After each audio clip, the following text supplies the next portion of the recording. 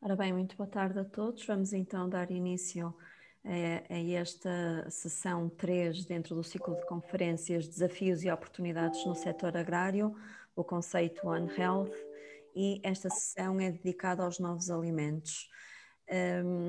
Compete-me a mim fazer esta sessão de abertura, uma vez que eu e o professor Ivanildo organizamos, no fundo, ou estebelecemos os convites mais informais com os palestrantes que consideramos que poderiam ser uma mais-valia nesta sessão relacionada com os novos alimentos. Queria desde já dar as boas-vindas ao Fábio, que tive o prazer de o ter comigo no laboratório durante algum tempo.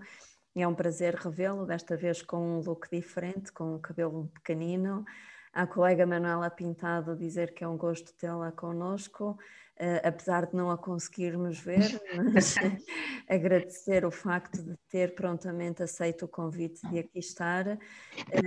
E o Dr. Alexandre Gonçalves, que não está ainda, mas que também temos todo o prazer em tê-lo connosco, uma vez que foi bolseiro da nossa instituição, em particular do Centro de Investigação que eu coordeno, que é o CITAB, e entretanto rumou para outro, mais para ainda para norte, para Bragança, e está muito bem no laboratório colaborativo, mas que continua a ter parceria com os nossos investigadores do CITAB, o que é sempre de louvar que haja este tipo de parcerias. Queria dizer que esta é uma temática que no nosso Centro de Investigação CITAB nos traz bastante, porque nós, no fundo, trabalhamos muito para este conceito de uma só saúde, particularmente através da valorização de subprodutos, tal como a professora Manuela irá falar, e aproveitamento de subprodutos para outras indústrias dentro do que é o conceito da economia circular e da simbiose industrial, e como tal é uma temática que diz bastante ao Centro de Investigação que eu dirijo. Hoje aqui estarei com os dois papéis, que foi assim que a professora Ana Paula Silva me pediu, não só como comissão organizadora juntamente com o meu colega Ivanildo Monteiro, a quem também agradeço o facto de termos partilhado ideias e discutido algumas ou convergências ou divergências daquilo que achávamos que deveria ser esta sessão, e chegamos a um consenso daqueles que são os palestrantes escolhidos por nós, o que também é extremamente gratificante, porque somos de áreas completamente distintas e, no fundo, conseguimos conjugar sinergias para um mesmo bem comum, que é o conceito de uma só saúde. Da minha parte é apenas isto que eu tinha para dizer. Tenho pena que estejam poucas pessoas a assistir, mas de facto hoje é um dia que, em termos institucionais, há muita coisa marcada. Nós tivemos anteriormente um webinar do CITAB que foi mesmo das 2 às 3 da tarde, e eu estava a ver que não conseguia entrar às 3 porque o palestrante teve várias questões no final, e por isso, e sei que há outros eventos a decorrerem simultaneamente, e por esse motivo é que estamos repartidos entre várias sessões. Vou passar então a palavra ao Dr. Rui Alves, que me pediu para lhe passar a palavra ainda antes de começarmos com o Fábio. Desejar desde já que esta sessão decorra da melhor forma possível para todos, que todos possamos aprender, que é extremamente importante podermos aprender algo com estas sessões e, no fundo, trocar ideias que podem vir até dar origem a projetos que possam vir a ser conjuntos ou iniciativas conjuntas entre as pessoas que estão a assistir e também com os palestrantes, como já foi o meu caso com o Fábio e com a professora Manuela Pintado, em várias outras iniciativas conjuntas. Dr. Rui Alves, passo-lhe então a palavra. Muito obrigada a todos.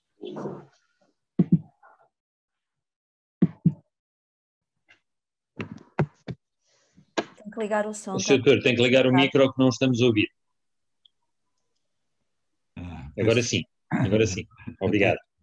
Pois eu queria agradecer, em primeiro lugar, agradecer principalmente à professora Paula Oliveira e à doutora Ana Barros o convite que foi endereçado à Tecnoalimentar. tanto no nome da Tecnologia Alimentar como da Publindústria, onde sei que já muitos dos intervenientes têm também já algumas relações com a Publindústria, através da publicação de livros, etc. O meu nome é Manuel Rui Alves, portanto, aqui no programa aparece só Tecnologia Alimentar. O meu nome é Manuel Rui Alves, eu trabalho no Instituto Politécnico de Viana do Castelo, onde sou professor coordenador e membro do grupo de Engenharia Alimentar. Vou ter que o interromper porque eu sou de Viana do Castelo, eu sou minhota, está a ver?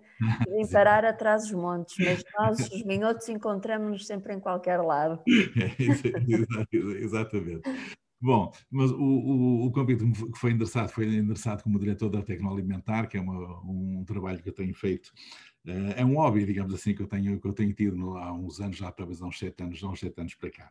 E eu aproveitava para fazer um bocadinho de marketing. A Tecnologia Alimentar é uma revista genérica no âmbito alimentar, tem como objetivos essenciais promover a ligação entre o setor industrial e a investigação.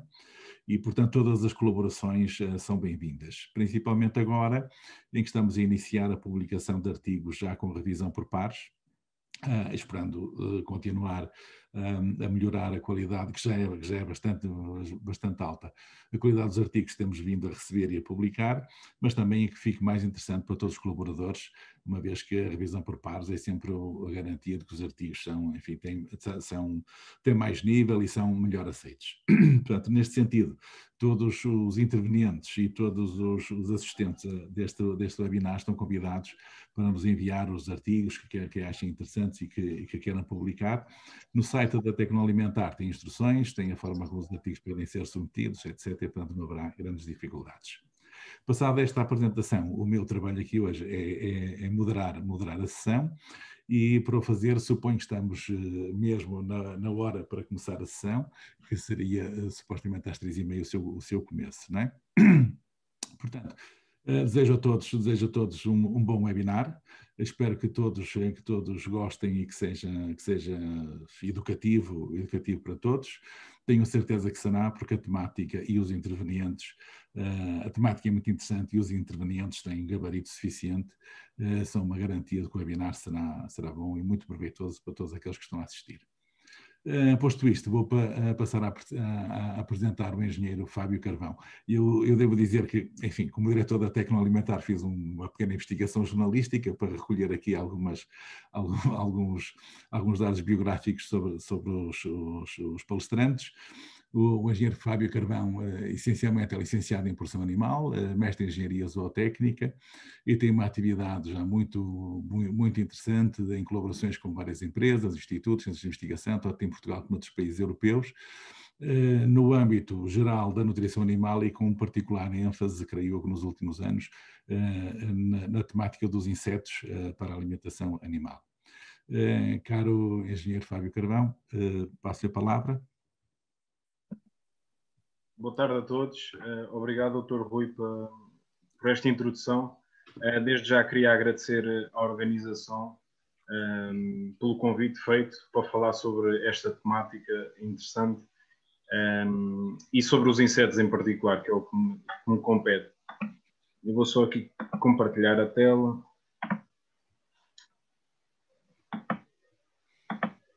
Conseguem ver? Sim, vê-se bem, sim. Ok. Pronto, vamos falar hoje um bocadinho das fontes de proteína alternativas. Isto assenta tudo um bocadinho na temática do aumento da população. 60% a 70% de produção de alimento é requerida até 2050, que se estima que o planeta seja habitado por 9, 10 mil milhões de habitantes. É necessário 100 milhões de toneladas de proteína animal adicionais e um aumento de produção de alimento para estes mesmos animais. Esta produção tem que ser uma produção eficiente para tentar, de alguma forma, ir de encontro às problemáticas que enfrentamos. As problemáticas muito faladas são a questão da pesca, da sobreexploração dos mares. É necessário sistemas de aquacultura eficientes, a área agrícola usada, e ouvimos muitas vezes com consequências na desflorestação e, em particular, na Amazónia. A Europa é uma dependente de matérias-primas, com transportes, com preços voláteis e condições laborais que muitas vezes não nos agradam. E um dos problemas que vimos com a situação do Covid-19 ou o bloqueio do canal Suez é esta dependência que temos, que depois faz uma flutuação nos preços e que depois, quando vamos ao supermercado, tem também um aumento dos preços. E depois o desperdício alimentar, englobado na estratégia Farm to Fork. O desperdício é ao longo da cadeia, como disse, do prado ao prato, mas depois do prato também tem implicações. Implicações essas a nível económico, com uma grande fatura que pagamos e também com os impactos ambientais. Por isso, eu coloquei aqui o desperdício e o dinheiro estão intrinsecamente ligados, mas também o impacto ambiental. Onde estamos e para onde vamos? É esta a pergunta que fazemos e olhando já para o horizonte de 2050, vai haver um aumento, certamente, dos produtos, quer a nível de carne, quer a nível de peixe, e especialmente com as condições de vida de certos países a aumentar, com maior poder de compra, eles vão querer estes produtos e vão tentar comprá-los. As soluções apontadas são as microalgas, a carne de laboratório, que este ano, como podem ver na imagem, teve um investimento de 3,1 bilhões de dólares. Temos também a parte de uma alimentação vegan, o reduzir o consumo de carne e reduzir o consumo de ruminantes em detrimento de monogástricos. Estas são as soluções apontadas e o que eu vou falar um pouco é sobre os insetos. Os insetos são consumidos por 2 milhões de pessoas diariamente, com destaque para a África, para a América do Sul e para a Ásia. Existem mais ou menos 1.900 espécies edíveis de insetos e o conceito de entomofagia refere-se ao facto do consumo de insetos por parte dos humanos. No entanto, este conceito tem sido um pouco criticado, no sentido que nós também não dizemos bovinofagia, não dizemos suinofagia, e é um pouco uma ocidentalização. A literatura tem vindo a ser vasta, tem vindo a aumentar, e mais recentemente, a semana passada, a FAO publicou este livro sobre, portanto, a temática dos insetos. Os insetos podem ser recolhidos diretamente da natureza ou com sistemas de produção um pouco menos controlados, ou podem ser produzidos em sistemas verticais e controlados. E é sobre estes que eu vou falar um pouco. A nível de financiamento, o que temos visto é uma indústria que tem recebido bastante financiamento. Aqui um destaque, por exemplo, é esta figura nossa conhecida da televisão, o Homem de Ferro, o Iron Man, que neste momento é a cara de uma empresa, a Insect, que trabalha com tenebro molitor, que investiu capital e também é de alguma forma o embaixador e a imagem. Em Portugal temos, por exemplo, o investimento da Entogreen, que captou 10,7 milhões para uma unidade bioindustrial em Santarém.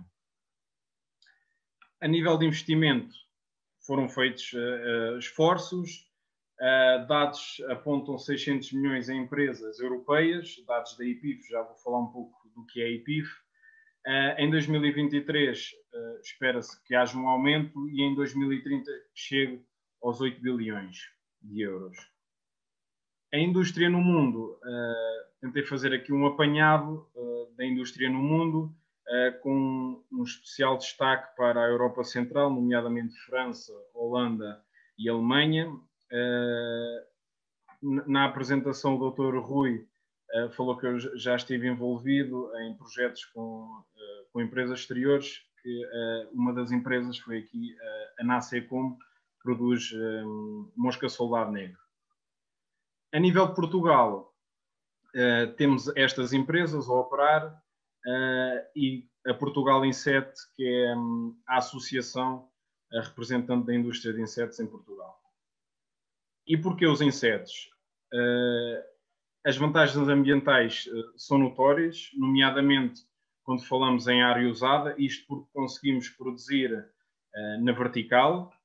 Depois também o que conseguimos aproveitar do inseto e fatores que nos são familiares, especialmente na zootecnia, a água utilizada para a produção dos insetos, o índice de conversão e os gases potenciais de efeito estufa. A nível de composição, os insetos conseguem-se comparar com outros alimentos que vamos ao supermercado e consumimos diariamente, quer seja vaca, quer seja porco, quer seja frango ou ovos, e a nível de cálcio, zinco e ferro, também muito competitivos. A nível de legislação, os insetos permitidos na União Europeia são os grilos, as moscas e os mealworms. Destaque aqui para estes dois, a mosca soldado negro e o Tenebrium molitor, devido ao seu curto ciclo. A nível de publicações, tem vindo a aumentar exponencialmente nestes últimos anos, o que também demonstra um grande interesse da parte da indústria, da parte das universidades, sobre este tema, e com destaque para a mosca soldado negro. E a mosca soldado negro, porquê? Em termos de biodegradação e transformação de desperdícios, estrumes e resíduos, embora não possam ser utilizados na União Europeia, mas eu já vou falar um pouco mais à frente, conseguem biodegradar e transformar estes desperdícios eficientemente. A criação em condições de temperatura e umidade, lá está na dita produção vertical, um menor índice de bactérias patogénicas e menor população da mosca comum, existe uma competição do substrato entre a mosca soldado negro e a mosca comum, no qual a mosca soldado negro sai em vantagem. Existe um processo de automatização com patentes e robótica associado. Aliás, é uma das partes que as empresas mantêm escondida, digamos assim. Um elevado teor de ácido láurico diminui a diarreia em suínos e peixes e, portanto, os produtos que podemos retirar deste inseto são a gordura, a proteína e a quitina.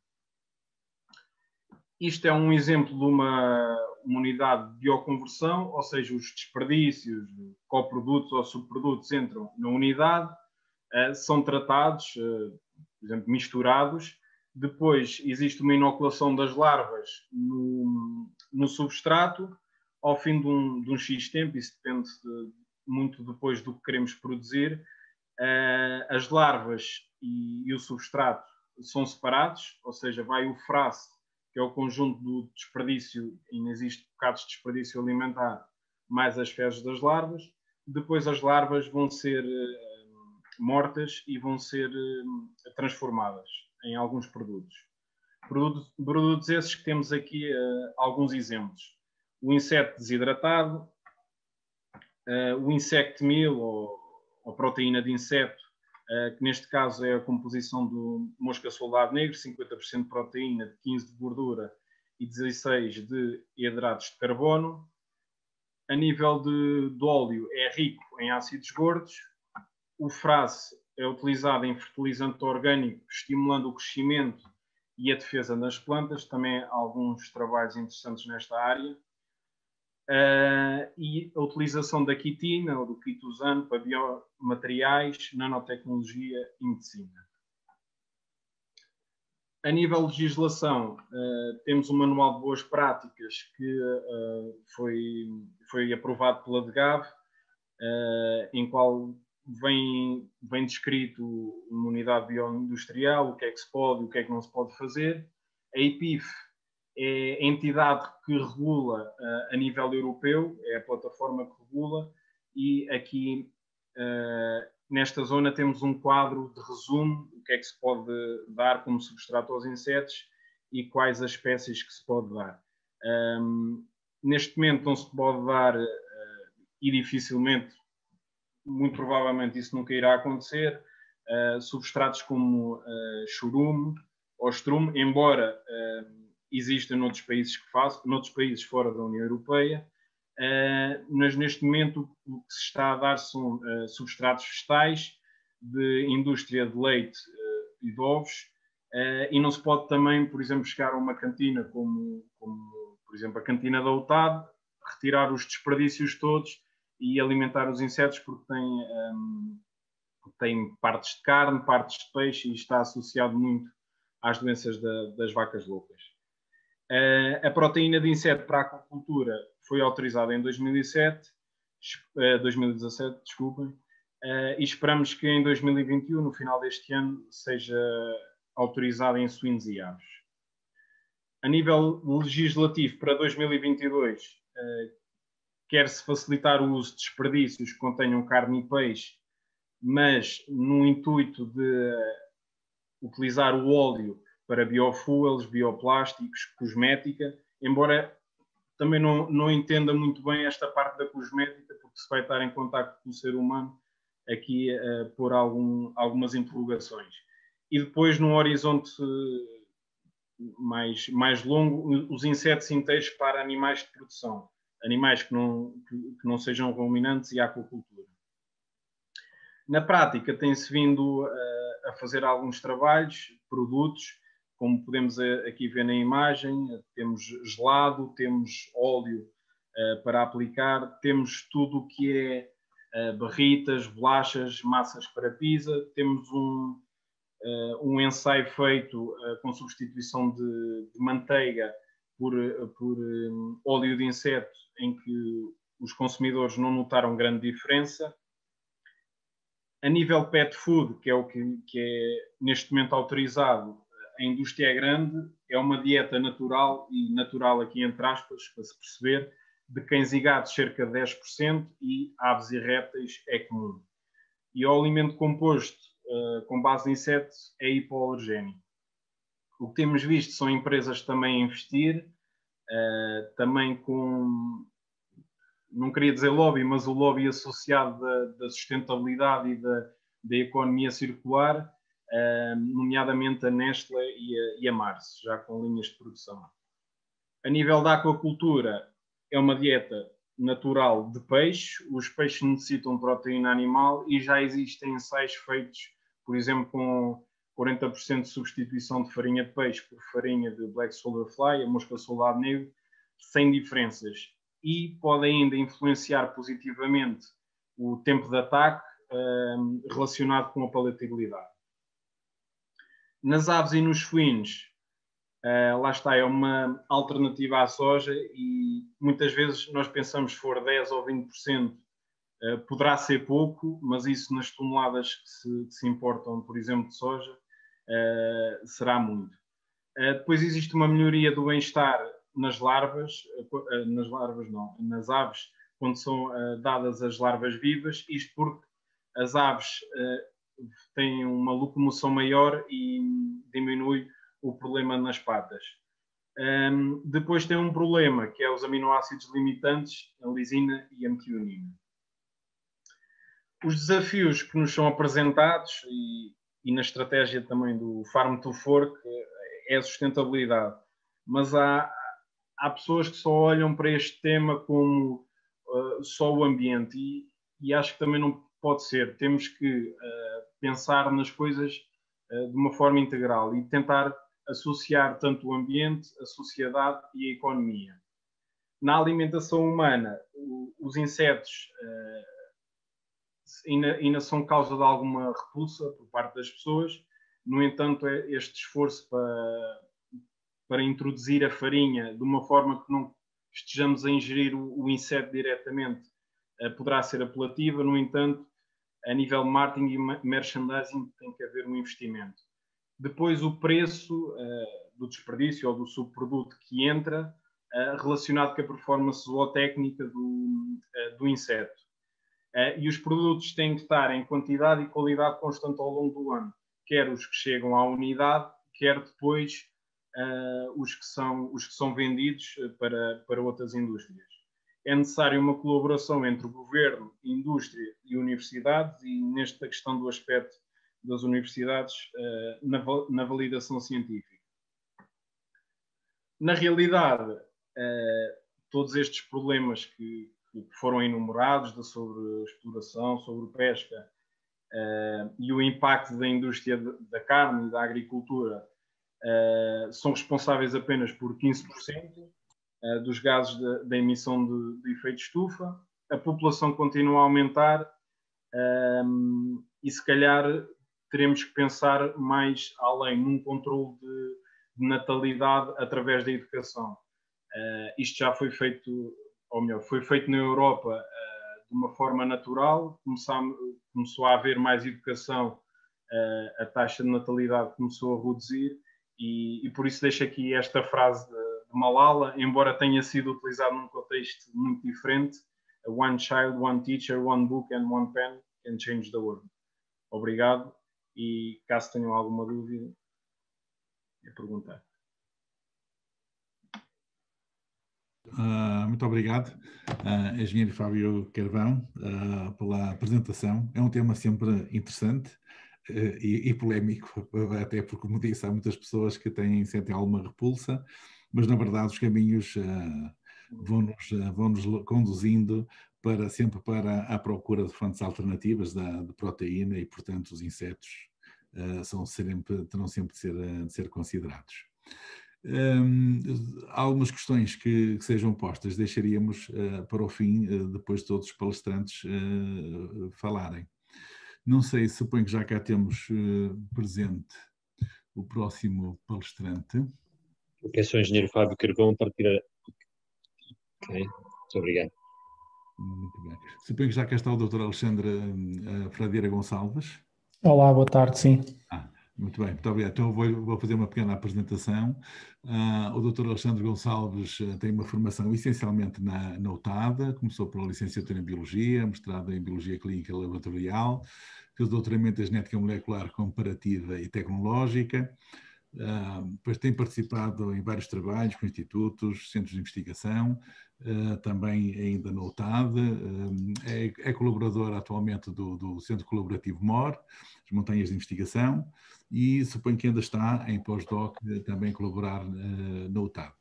De várias comunicações, participações em congressos, artigos científicos, etc. Portanto, tem já uma carreira muito interessante e vai-nos apresentar uma comunicação sobre o tema valorização de subprodutos bioativos, fitoquímico e funcional. É um caso de estudo, o Olive Mais, portanto, valorização de subprodutos na indústria olivícola na produção de queijo. Caro Dr. Alexandre Gonçalves, tem a palavra. Obrigado, professor. Deixe-me começar por agradecer o convite para participar nestas comunicações e dizer-vos que o que vim aqui hoje é contar um pouco a história deste caso de estudo, desta ideia que eu e os meus colegas tivemos em 2018 e basicamente, começando por o início, a equipa é composta por 6 investigadores. Nós somos todos investigadores do CITAD. Na altura estávamos todos envolvidos em diversos projetos de investigação, projetos estruturantes da UTAD e do CITAD, uns a trabalhar na indústria vitivinícola, outros no setor do olival, tínhamos colegas também a trabalhar em pomares de macieira, fruto destes projetos todos e do trabalho do dia-a-dia, dos ensaios de campo que fazíamos, aquilo que nós víamos que todos eles tinham em comum era os resíduos. A quantidade de subprodutos, neste caso, nós preferimos chamar-lhes a todos eles subprodutos. Aquilo que nós víamos que havia em comum em todos eles era a quantidade de subprodutos que resultavam destas atividades agroindustriais. No olival, em particular, e na vinha, são quantidades mesmo muito grandes, desde as lenhas de poda, os frutos que não têm qualidade para irem para a produção de azeite ou para irem nas uvas de mesa ou etc. E depois também os subprodutos resultantes da extração do azeite ou da extração do processo de fabrico do vinho.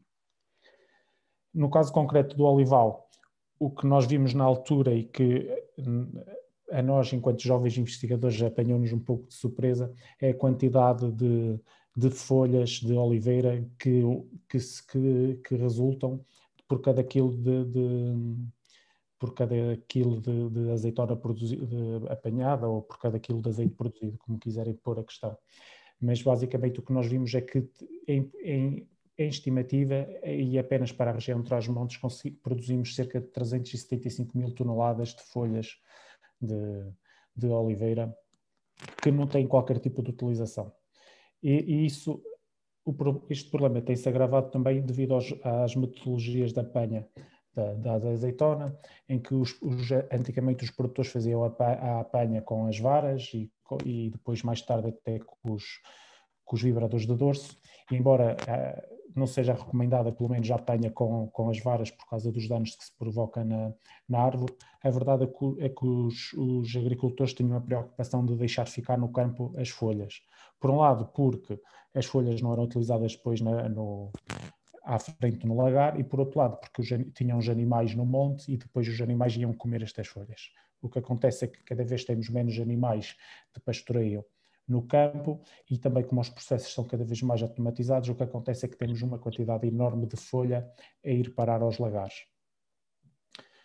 Ora, o que nós sabemos destas folhas é que elas têm uma composição bastante interessante em diferentes tipos de compostos. Por um lado, os aspectos dos elementos minerais, que podem ser utilizados quer para compostagem ou para aplicação direta no solo. Por outro lado, temos a questão dos compostos fenólicos e temos colegas no CITAB que estudam estes componentes que podem ser utilizados para em diferentes utilizações, e depois temos também os ácidos gordos que estão presentes nas folhas. Em concreto, no caso dos compostos fenólicos, mais uma vez temos colegas do CITAB que estudam isto, vimos que tem um potencial de utilização quer na alimentação cosmética, nutracêuticos e outros suplementos alimentares, com propriedades antioxidantes, anti-inflamatórias, etc., etc. E depois temos a questão da utilização do potencial dos ácidos gordos presentes nestas folhas, o impacto que poderiam ter depois na utilização na alimentação animal. E aí foi quando nós encontramos diversos estudos que nos mostraram que quando suplementamos a dieta dos ruminantes quer com folhas de oliveira, quer com o bagaço da azeitona, o que acontece é que vimos que depois há uma alteração no perfil do leite produzido e dos produtos derivados a partir do leite, quer ao nível nutricional, quer depois também dos aspectos sensoriais. Principalmente ao nível de um aumento dos ácidos gordos conjugados, bem como de outros ácidos gordos presentes que estão presentes nas folhas e que depois são processados pelos animais. Depois a seguir o que nós fizemos foi, ok, estes estudos parecem-nos interessantes, será que existe algum produto no mercado que já tire benefício disto? E o que encontramos foi um pequeno produto, um queijo DOP de Itália, o queijo pecorino, alguns de vocês de certeza que já conhecem, produzido a partir de leite de ovelha, um leite cru, leite não pasteurizado, feito a partir de leite não pasteurizado, e que estes animais têm que ser, de forma a cumprir com os requisitos da DOP, os animais têm que ser alimentados num regime extensivo, ao ar livre, e muitos destes animais acabam por pastar no meio de olivais. Isso acaba por acabarem por produzir um queijo ou um leite, e depois a produção deste queijo, que é rico em ácido linoleico conjugado,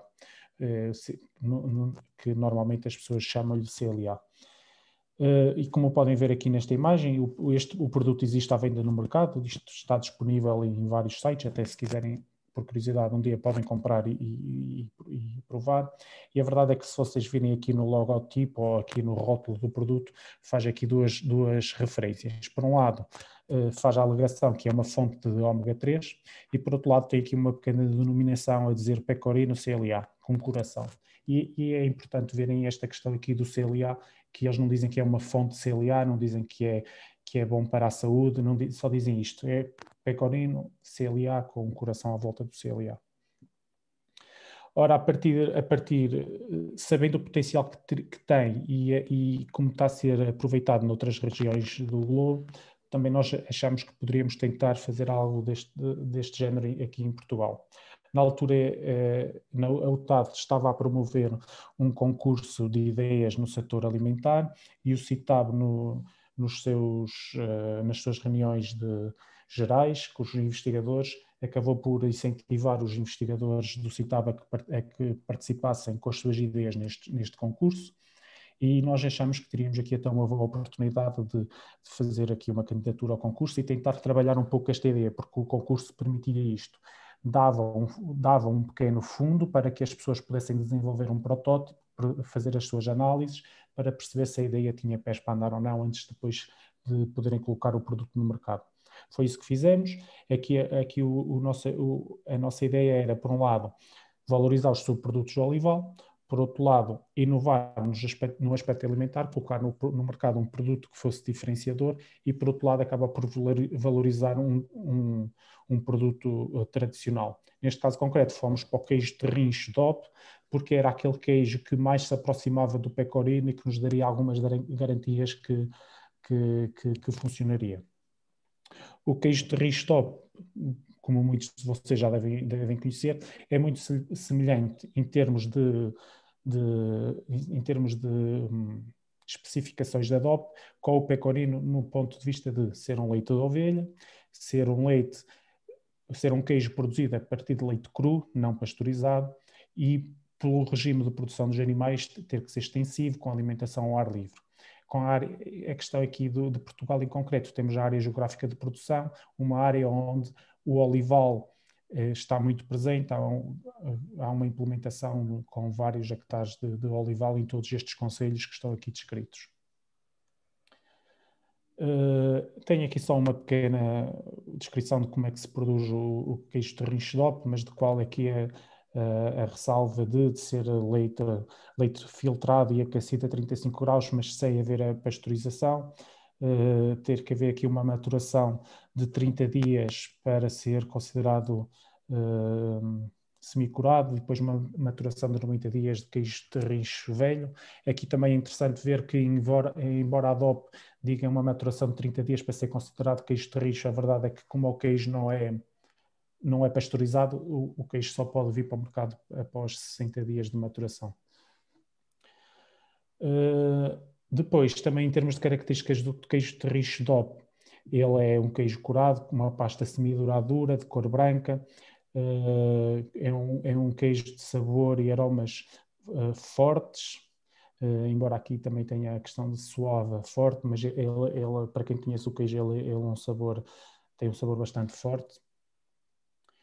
E no nosso projeto, nós identificamos 3 parceiros-chave, 3 parceiros que achamos que poderiam nos dar a garantia de conseguirmos fazer um produto de qualidade, e ao mesmo tempo também 3 parceiros que achamos que nos poderiam dar uma ideia de depois, no futuro, perceber se teríamos capacidade de escalar a ideia e trabalhar de forma mais profissional ou de forma pré-industrial, por exemplo. O primeiro parceiro-chave estava ligado a encontrar um lagar de azeite que, lá está, tivesse muitas folhas de oliveira durante a campanha e que tivesse que se desfazer daquilo de alguma forma. Encontramos em Vila Real a Casa Afonso Borges, na zona industrial, junto ao Regedouro Parque. Eles têm toneladas e toneladas de folhas, têm campos alugados para poderem descarregar estas folhas lá, porque não têm onde as colocar, ou seja, as folhas para eles são um encargo, porque eles têm que pagar o transporte para deslocar as folhas do seu lagar para estes campos, que estão a pagar aluguer destes campos só para manter lá as folhas, e depois são utilizadas para quem quiser ir lá buscar de forma gratuita e levar para descarregar noutros campos, porque eles não têm mesmo que lhe fazer. Portanto, aqui nós conseguimos esta matéria-prima sem custos. Os custos que tivemos foi o transporte para os produtores de queijo, para os produtores de gado, para quem tinha para os pastores. Depois, o segundo parceiro-chave que encontramos foi uma cooperativa de produtores, a Ancotec, que nos permitiu estabelecer o contacto com os criadores-chaves, aqueles criadores que nos iam garantir a qualidade do produto. Ainda neste caso concreto, como era o primeiro ensaio que nós estávamos a realizar, nós quisemos garantir que tínhamos 2 tipos de produto, ou 2 tipos de tratamento, se quiserem chamar. Nós garantimos que tínhamos animais que estavam a ser alimentados com diferentes produtos e que podiam pastorear à vontade, mas numa zona sem olival, e acabamos por encontrar um produtor na zona de Carrazedo de Anciães, no Planalto, na zona onde tem muitos pomares de macieiras, portanto, sem qualquer tipo de alimentação à base de folha de oliveira, e depois acabamos por esta cooperativa de produtores acabou por nos arranjar também o contacto de outros produtores, já numa região onde existia olival, onde as ovelhas durante o dia iam pastar no meio dos olivais, etc. E o que nós fizemos aqui também foi asseguramos que estes pastores transportamos para as instalações deles algumas toneladas de folhas de oliveira para que eles garantissem que durante a noite na loja os animais tivessem sempre folha de oliveira disponível para se alimentarem. Ora, os custos, qual é a grande vantagem para os produtores, para os pastores? Tem a ver com os custos da alimentação em loja. Os produtores destas ovelhas, desta raça churra, eles alimentavam os animais com fartos de palha durante a noite, e o que eles fizeram durante estes 2 meses de ensaio que nós estivemos a trabalhar com eles foi eles pararam de dar aquela alimentação, ou em alguns casos eles não paravam de dar os fartos de palha, mas reduziam substancialmente a quantidade de palha que davam durante a noite e alimentavam-nos à base de folhas. Os animais reagiram bem, continuavam a produzir as quantidades de leite que eles precisavam que eles produzissem, portanto, para eles era uma vantagem porque conseguiam assim reduzir os custos com outro tipo de alimentação, que eram os fartos de palha. E depois, por fim, tivemos também que arranjar uma queijaria que nos pudesse produzir os queijos com as especificações do queijo Terrinche DOP. Para isso encontramos a Quinta da Veguinha. Esta queijaria já produz queijo Terrinche DOP e também faz produção private label, ou seja, produz para outras entidades poderem vender. E também eles receberam-nos muito bem, porque também eles, a quantidade de leite tem vindo a reduzir nos últimos anos, é leite disponível, e eles, quanto mais pessoas estiverem lá a levar leite e a produzir queijo, para eles melhor, portanto eles conseguiam rentabilizar mais as suas instalações e fomos muito bem recebidos, e foi com eles que fizemos os nossos ensaios. Depois, dizer também que no âmbito deste concurso, o New Food, promovido pela UTAD, além da ajuda em todo o processo de desenvolvimento de protótipos, também nos permitiram trabalhar a questão do design e da imagem do produto, contrataram uma associação de Vila Real para nos dar apoio, e estas imagens do produto já foram conseguidas depois. Isto já era o protótipo que tínhamos desenvolvido na altura e foram as imagens que foram produzidas por essa associação. E o que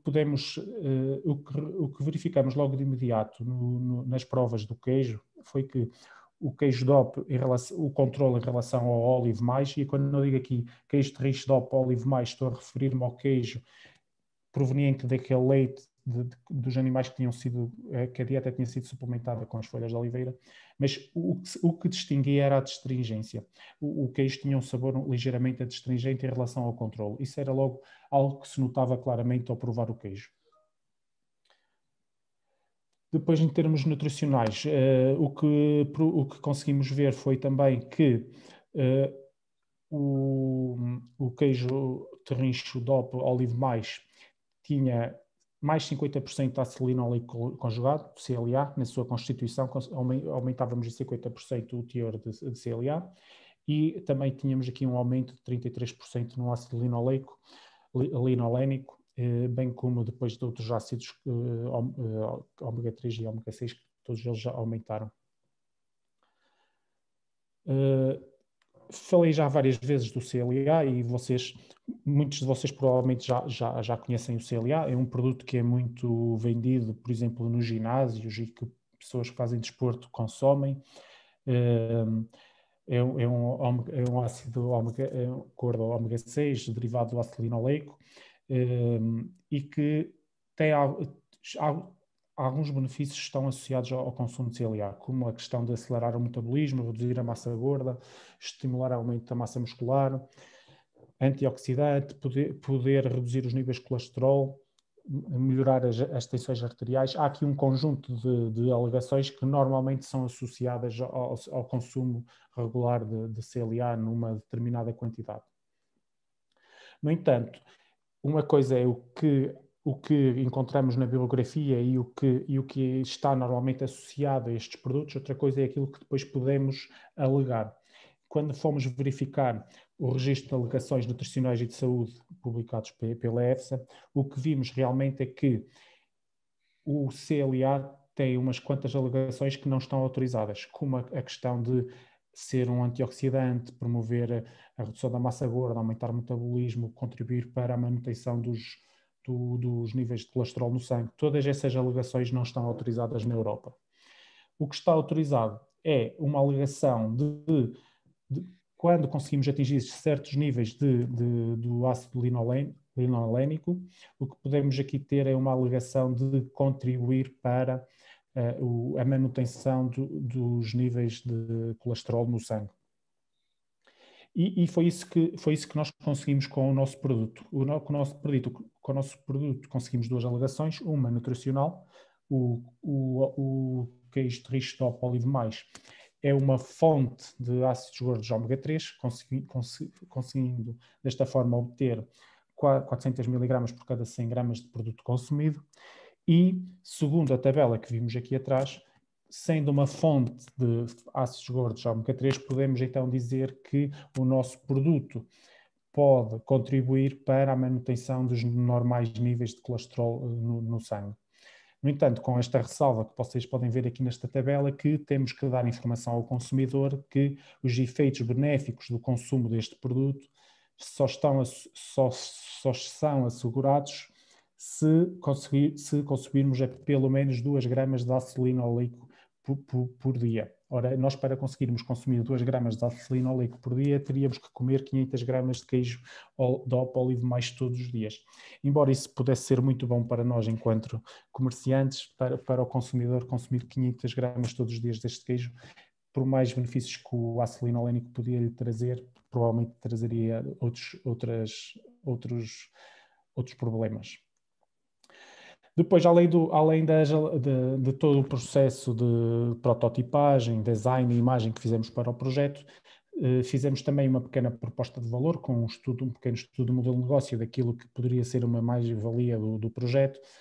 Acabamos por tentar analisar qual era o impacto nas contas da produção que o transporte da folha poderia ter. Acabamos por ver que por cada quilo de queijo produzido, o transporte de folha ficaria apenas a 71 cêntimos, e isto não inclui aqui os descontos associados depois, por exemplo, para o pastor, que teria menos custos com a alimentação em loja, porque aqui do nosso lado nós o que quisemos fazer as contas foi quanto é que custaria-nos a nós produzir este queijo, e nós iríamos suportar o custo de transporte da folha para os pastores, para que os pastores aderissem à ideia, isto é, se eles vão ter lá a folha de forma gratuita, eles depois iriam querer trocar a folha pela palha porque iriam poupar algum dinheiro. Então, temos aqui um custo de 71 cêntimos por cada quilo de queijo produzido, e depois o produto final teria para nós um custo de 13,57 € por cada quilo de queijo produzido. Depois o preço de mercado do queijo de Rencho anda à volta dos 25 €. Nós aqui não adicionamos qualquer mais-valia no valor por ser um queijo rico em ácido linolénico ou em CLA, porque o objetivo aqui era que o produto depois fosse trabalhado à imagem, mas vimos claramente que o aumento do custo de produção não era assim significativo, apenas eram 71 cêntimos por quilo de queijo. Ao nível da imagem, trabalhamos também o logotipo do produto. Aqui a ideia foi trabalhar a questão do olival, daí o nome Olive, para produtos que venham do olival ou dos subprodutos do olival, e por outro lado depois aqui este jogo com a palavra Live Mais, para transmitir a ideia de saúde e bem-estar. Isto era a embalagem final do produto e a imagem que trabalhamos com os colegas que nos deram apoio. Com o produto que fizemos tinha também já a rotulagem e os valores nutricionais reportados. E a ideia para o futuro é que possamos trabalhar o queijo de Ternich-DOP, bem como outros queijos, outros derivados do leite, iogurtes, manteigas, natas e mesmo o leite. E esperemos que no futuro assim possamos fazer. Como vos disse, acabamos por participar, incentivados pelo CITAB, pela direção do CITAB, que incentivou-nos a nós e a outros jovens investigadores. Neste ano em que nós participamos, o CITAB teve várias equipas a participar. Dos primeiros, havia prémio para os primeiros 4 lugares. O CITAB ganhou 3 dos primeiros 4 lugares, ganhou o primeiro, o terceiro e o 4º lugar, se não estou em erro.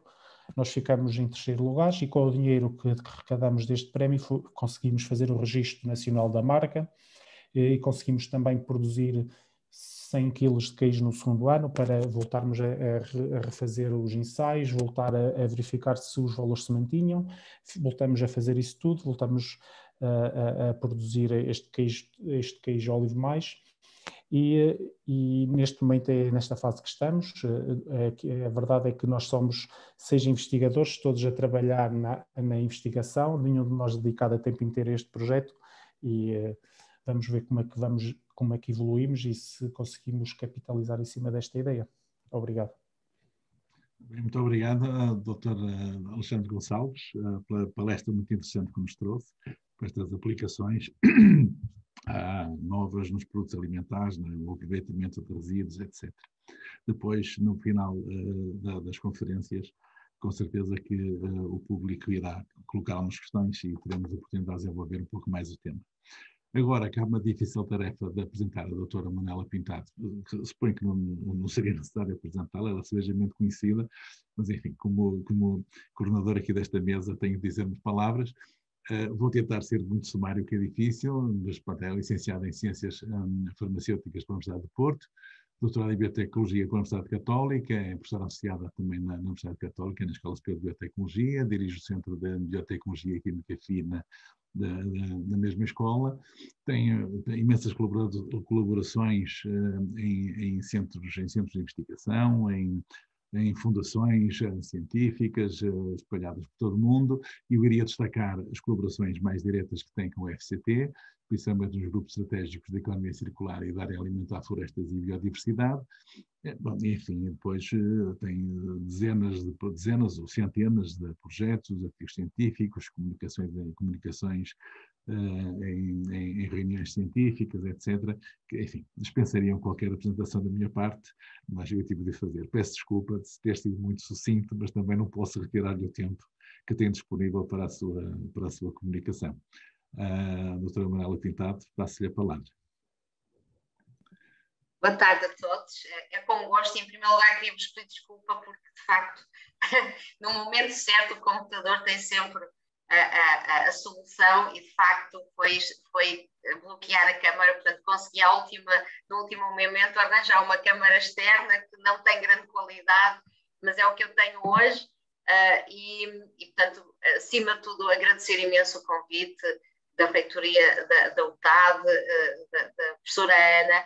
É um gosto estar aqui convosco, é um gosto partilhar a ciência que fazemos e que é tão sinérgica entre todos, e vou tentar, de alguma maneira, espero que funcione, porque o computador hoje... Vocês estão a ver a apresentação? Estamos a ver. Okay. Só vou pô-la porque, entretanto, para fazer o teste. Ok. Então, estão a ver agora? Está tudo... Sim, estamos a ver. Então, continuando, agradecer imenso porque, de facto, sobretudo esta temática da valorização dos subprodutos que acabámos de ouvir, no caso da Oliveira, e também de novas soluções, novas fontes também de produtos mais sustentáveis, é de facto um tema muito importante e que todos nós podemos partilhar experiências. Eu acho que este aqui é um momento muito importante para o fazer. Hoje trago um pouco o que nós temos feito de vários projetos, trago alguns projetos relativamente ao que são alguns desenvolvimentos de alimentos funcionais nesta perspectiva de reintegrar subprodutos na cadeia alimentar, ou seja, cada vez mais temos, como conhecemos, um problema de geração de subprodutos e de resíduos agroalimentares. Sabemos que hoje em dia, como a FAO nos indica, cerca de 1/3 desses subprodutos é perdido diariamente e, de facto, a estratégia para 2030 é ter resíduo zero, mas, sobretudo, tentar maximizar a reintegração desses subprodutos sob a forma de ingredientes ou de novos alimentos que possam, de facto, enriquecer e aumentar o alimento para a população em crescimento mundial. Portanto, a este nível, também sabemos que os subprodutos têm ainda na cadeia alimentar um conjunto de limitações, de baixa sustentabilidade, tem muito baixo valor acrescido, ou seja, as empresas neste momento praticamente não recebem pelos seus subprodutos, e também este momento da economia circular, em que deixamos de ter uma economia de produção e de criação de resíduo para ser rejeitado, esta nova economia circular tem que ter um seu tempo de adaptação. Portanto, nos últimos 10 anos, muitos grupos têm trabalhado nesta área e precisarão de trabalhar muito mais nos próximos 20, porque de facto ainda temos uma reduzida diversificação de produtos à base de subprodutos. E, portanto, este conceito de que tudo o que possa ser rejeitado ao longo da cadeia alimentar e que possa ser transformado e reintegrado, sabemos que não é real. Portanto, há muitos subprodutos que por toxicidade e outros problemas não podem ser valorizados diretamente para a cadeia alimentar, mas muitos assim o podem fazer, porque eles têm grande riqueza e podemos obter, de facto, vários ingredientes. Portanto, de facto, a equipa e muitos outros grupos a nível nacional e internacional têm olhado para estes subprodutos numa perspectiva de, através de tentar extrair vários novos ingredientes, e esses ingredientes podem ser funcionais, ou seja, podem ter características de benefício para a saúde, para além do seu valor nutricional. E, portanto, aquilo que temos muitos grupos feito é tentar olhar, cada vez que temos um subproduto, para a sua composição, perceber os diferentes macrocomponentes, macroelementos e também microelementos e bioativos que pode conter, e depois de validar, após extração, a sua toxicidade, os seus benefícios e também a sua biodisponibilidade, então prosseguimos para estudos animais e humanos em alguns casos, ou diretamente quando esses ingredientes já têm um reconhecimento seguro. E, portanto, aqui no final tentamos, sempre que possível, incorporá-los em matrizes alimentares e, com isto, não só criar alimentos mais saudáveis, incorporar estes subprodutos e, ao mesmo tempo, ajudar as empresas a criar alimentos, um portfólio mais alargado de alimentos para o mercado. A este nível, vou dar alguns exemplos. Este foi um dos primeiros que, de facto, mostra a sinergia, que também gostaria de mostrar com esta apresentação, a possibilidade de sinergia entre indústrias que geram subprodutos, indústrias que podem valorizar esses subprodutos como novos ingredientes. Isto foi um projeto entre a Saloio e na altura ainda Superboc, na altura ainda Unicero, hoje em dia Superboc, em que tentámos usar a mesma estratégia de hidrólise de proteína, com dois subprodutos muito ricos em proteína, a levedura de cerveja e o soro de leite, em que a mesma estratégia, utilizando a hidrólise combinada com membranas, conseguia dar ingredientes, isto é, hidrolisados proteicos, que podem ter valor acrescido relativamente à proteína original. E, portanto, a este nível também uma tese de doutoramento da Manuela Amorim, conseguimos, em conjunto com os colegas também da ESAC, com as membranas, conseguimos purificar a beta-lactoglobulina, que usamos também como concentrado para gelificação, e ao mesmo tempo obtivemos um filtrado que foi seco e temos um hidrolisado com alto valor biológico. E a mesma abordagem também com ultrafiltração em membranas, após uma hidrólise, também da levedura de cerveja, que é autorizada, e após hidrólise, exatamente neste caso com Cinara Cardúnculos, em ambos os casos, portanto, usando a mesma tecnologia, conseguimos ter também frações muito relevantes de hidrolisados de levedura, que tiveram valor funcional. E, portanto, não vos amassando, a ideia de hoje é tentar como é que muitas vezes estes ingredientes têm também obstruções à sua incorporação. E 2 pontos importantes. Primeiro, porque muitos deles têm sabor, algumas vezes forte, têm cor diferenciada, que permite, pode ser um positivo para beneficiar o alimento, mas na maior parte dos casos pode ser um condicionador do sensorial do alimento. E ao mesmo tempo temos um segundo problema, quando eu pego no ingrediente e tenho para uma determinada concentração desse ingrediente um determinado número de bioatividade, quando interatua com a matriz, de facto, essas propriedades podem ser perdidas ou mesmo condicionar depois a biodisponibilidade.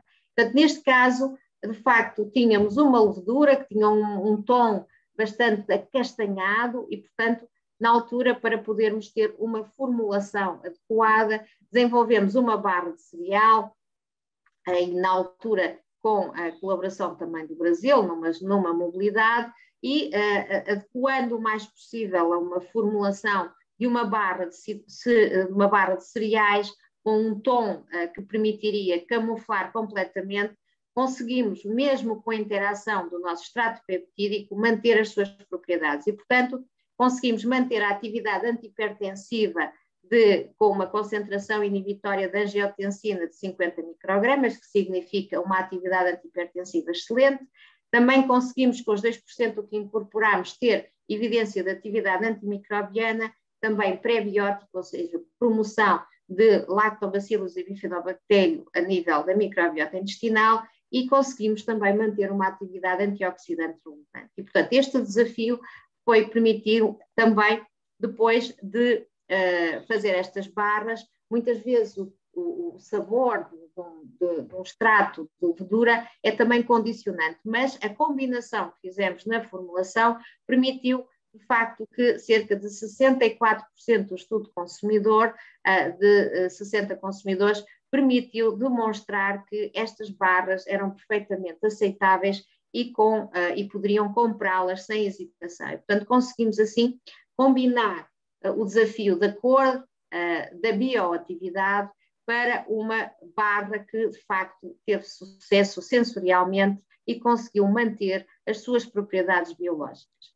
Também, nessa altura, eram parceiros deste projeto a Frulact, juntamente com a Unicer e com a Saloio, e conseguiu também desenvolver com alguma maior dificuldade um smoothie de laranja, em que conseguiu, de facto, finalmente, após incorporação com alguma reformulação do smoothie, conseguimos também ter um smoothie em que os péptidos reduziram cerca de 80% da atividade e, portanto, esta foi talvez o alimento com maior interação entre os péptidos e a própria smoothie e que foi reformulado posteriormente para conseguirmos melhorar essa formulação, para que no final conseguíssemos ter apenas um smoothie com cerca de 20% de perda de atividade.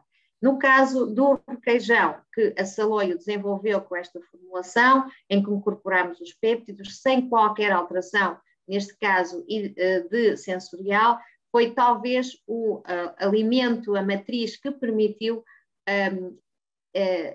comparativamente com as que temos aqui, foi aquela que teve uma melhor performance, porque não houve qualquer perda de atividade biológica. Portanto, também, na verdade, era uma matriz muito compatível, porque ela também tem a proteína de soro e, portanto, conseguimos desenvolver um requeijão de barrar funcional com toda a bioatividade de atividade antimicrobiana, antioxidante e pré-biótica e antihipertensiva que tínhamos identificado para estes péptidos.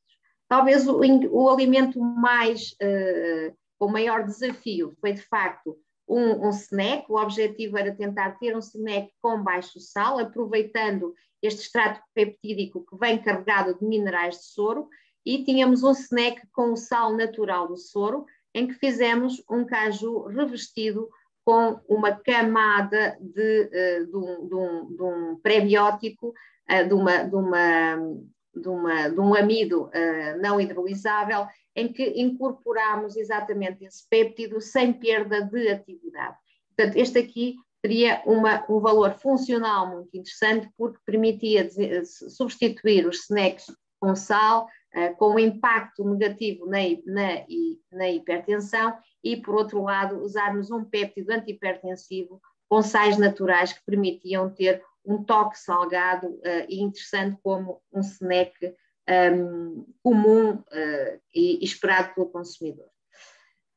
Outro exemplo é um trabalho que também fizemos com o Cara da empresa Nutra, num trabalho de doutoramento. Esta Ocara é, sem dúvida, como sabem, um subproduto de alto valor nutricional, temos 50% de fibra, temos 30% de proteína ainda. Esta Ocara tem ainda um teor de lípidos muito relevante e, neste caso, a estratégia foi tentar não fazer extração, portanto, preservar a própria Ocara, e que a própria Ocara, como um subproduto, com algum processamento, pudesse criar uma bebida de valor acrescido. E, portanto, desenvolvemos uma farinha de Ocara com alto valor, mas vou-vos falar sobretudo da bebida de Ocara com péptidos também. Portanto, temos aqui um desenvolvimento de um plano pré-industrial, em que entramos com a Ocara, fazemos uma primeira hidrólise cinar a cardunclos para libertar os péptidos, que pode dar propriedades biológicas como antihipertensivas, como iremos ver, mas ao mesmo tempo que o nosso objetivo era ser uma bebida probiótica e, portanto, os probióticos, em particular o bifidobactério, para poderem estimular no seu crescimento e terem uma melhor sobrevivência, os péptidos são, sem dúvida, uma vantagem acrescida. Portanto, a hidrólise permitiu libertar a proteína aos 30% hidrolisada e também, ao mesmo tempo, tivemos que adicionar alguns adoçantes, portanto, adicionámos frutose e também raftilose, portanto, um prebiótico para assegurar uma manutenção do prebiótico na bebida.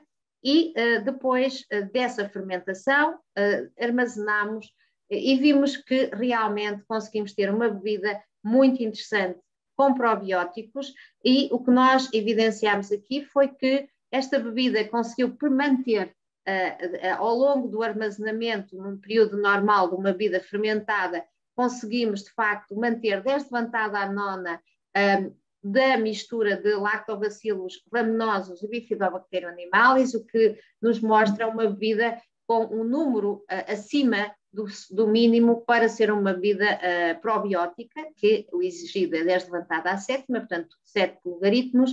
Conseguimos mantê-lo ao longo de todo o armazenamento, com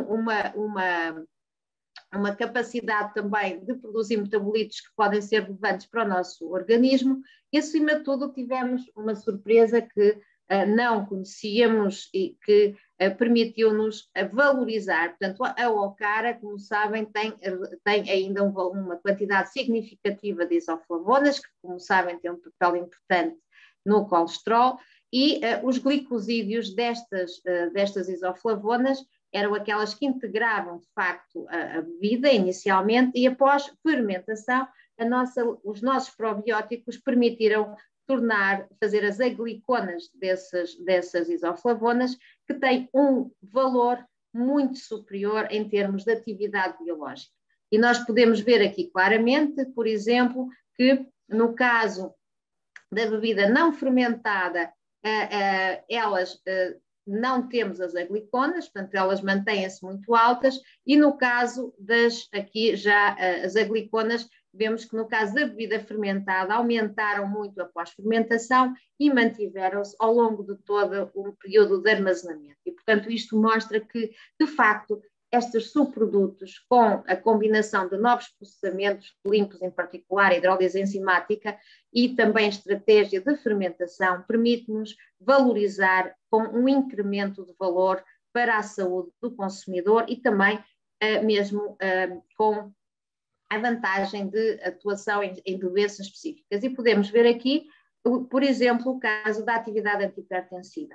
A bebida não fermentada, podemos ver aqui, tinha praticamente 400 de uma concentração de 50% de inibição da enzima conversora da angiotensina, é não antihipertensiva, e o que nós conseguimos ver é que após a digestão e com fermentação conseguimos ter níveis de atividade antihipertensiva muito melhores, portanto, quanto mais baixa, mais antihipertensiva do que uma não fermentada. E, portanto, aqui a vantagem quer da hidrólise, quer também da fermentação pelos probióticos a promoverem esta atividade antihipertensiva na própria bebida e trazemos assim no final uma bebida com alto valor antihipertensivo, probiótico, pré-biótico e ao mesmo tempo conseguimos também, que não trago aqui os resultados, com forte atividade antioxidante. Também o que nós notamos nesta bebida, no estudo final, que está neste momento em melhoria, é que de facto a única limitação de um probiótico é que leva aqui um aumento da acidez, portanto os consumidores identificaram que era um pouco ácida e que tinha pouco açúcar. Portanto, neste momento a bebida está a ser formulada para níveis mais adequados à necessidade sensorial do consumidor. Outro exemplo também com proteína de soro, que nós fazemos concentrados de soro, isolados de soro. Esta proteína permite dar filmes comestíveis e nós utilizamos estes filmes comestíveis para incorporar probióticos e, portanto, a partir de um subproduto, com este concentrado, conseguimos fazer um carrier, um transportador de probióticos e também conseguimos, de facto, desenvolver a mesma barra de cereais que vimos na formulação inicial, conseguimos criar um revestimento com os probióticos e a barra ficar com, de facto, com uma impermeabilização e a pergunta seria se este alimento probiótico, pelo facto de ter uma proteção, permite manter-se ao longo de quantos dias. E, portanto, de facto, nós vimos que nós fizemos dois tipos de revestimentos, um de revestimento com alginato, para comparar com o valor do nosso concentrado, e podemos ver aqui que, de facto, aqui o nosso concentrado proteico consegue proteger muito mais esta barra como probiótico do que o próprio alginato, apesar de que estes probióticos sem esta película não conseguiram sobreviver acima dos 10A7. Portanto, conseguimos com esta proteção, valorizando inclusive o concentrado proteico, conseguimos criar um produto funcional, probiótico, muito adequado. E, portanto, temos também aqui para outra das bactérias que estudamos. Sensorialmente, esta barra foi muito equilibrada, conseguimos ter níveis de aceitação de 8 e, portanto, conseguimos ver que a barra de informação é muito aceitável e também a própria película não influenciou. E, portanto, conseguimos também ter um alimento novo, probiótico, em que, utilizando uma parte também de subproduto da indústria, conseguimos levar ou usá-lo como transportador desses probióticos. Outra formulação também, outro novo projeto, um projeto com também colaboração com o INL e com a Embrapa, foi o desenvolvimento com a Embrapa, na Embrapa com enzimas do bagaço das fibras de vinho, portanto do bagaço de vinho, e conseguiram, com um sistema enzimático desenvolvido pela Embrapa, fizemos através de um fungo, aos pés de luz níger, fizemos um hidrolisado em que conseguimos ter um extrato final rico em xiloligosacarídeos, altamente pré-biótico e rico em polifenóis, como as antocianinas, como podem ver aqui. Portanto, de facto, este extrato era um extrato que evidenciava o quê? Uma forte atividade antimicrobiana, portanto, conseguia inibir um leque de micro-organismos de forma muito interessante, mas quando fazíamos a digestão, realmente reparávamos que essa digestão, essa atividade antioxidante forte que tinha associado aos polifenóis, reduzia mais de 10 vezes. Portanto, tivemos nós aqui a necessidade, na formulação, de encapsular este extrato e fizemos encapsulados micropartículas de quitosano e de alginato, e o que nós notamos ao longo do trato gastrointestinal é que agora, apesar de na boca eles se manterem bastante, não se libertam, que é o nosso objetivo, vemos que agora sim, a nível do intestino, grande parte dos polifenóis é libertado em quantidade, o que nos permite exercer a propriedade antioxidante no intestino e que estes antioxidantes possam ser absorvidos. E neste caso o que notamos é que de facto as partículas de quitosano funcionaram melhor. Em sim, pensando nisto, e em colaboração também com uma bebida comum no Brasil, pensámos que pré-biótico vindo dos sós, antimicrobiano vindo dos polifenóis e antioxidante, usando um resíduo da Novifruits. A Novifruits produz o coco e do interior do coco, o líquido do coco, desenvolvemos uma bebida que seria, sobretudo, um restabilizador de minerais e também de açúcares, com um pré-biótico. No caso de diarreias, por exemplo, seria uma bebida interessante para repor esses eletrólitos. E, portanto, o que nós fizemos foi, fizemos os encapsulados, tanto alginato como quitosano, e, num caso, adicionámos na bebida e liofilizámos diretamente para ter uma bebida reconstituível, e, no outro lado, liofilizámos e adicionámos numa bebida, na bebida diretamente após pasteurização. E conseguimos ter, assim, bebidas, de facto, com um equilíbrio, uma bebida claramente rica em minerais, como podem ver, é muito semelhante ao Dordelite, por exemplo, que está na farmácia, e que tem uma quantidade de açúcares muito semelhantes. A grande diferença é que nós temos aqui um pré-biótico, que é o xiloligosacárido, e ao mesmo tempo também um antimicrobiano que pode ajudar a combater o patogénico da diarreia, e conseguimos ter assim uma bebida que permitiu, por um lado, aumentar com as nanopartículas o tempo de vida das antocianinas ao longo do armazenamento, para mais de 90 dias refrigerado, e também vemos aqui que conseguimos ter uma boa aceitação a nível da bebida pelos consumidores, cerca de 7, portanto uma boa aceitação, e que o facto de ter as nanopartículas não a distinguia praticamente da bebida em si. Vemos também que aqui a bebida não encapsulada, que não teve tanto efeito pré-biótico como quando tínhamos as partículas, o extrato encapsulado em ambas, tanto alginato como no caso do quitosano.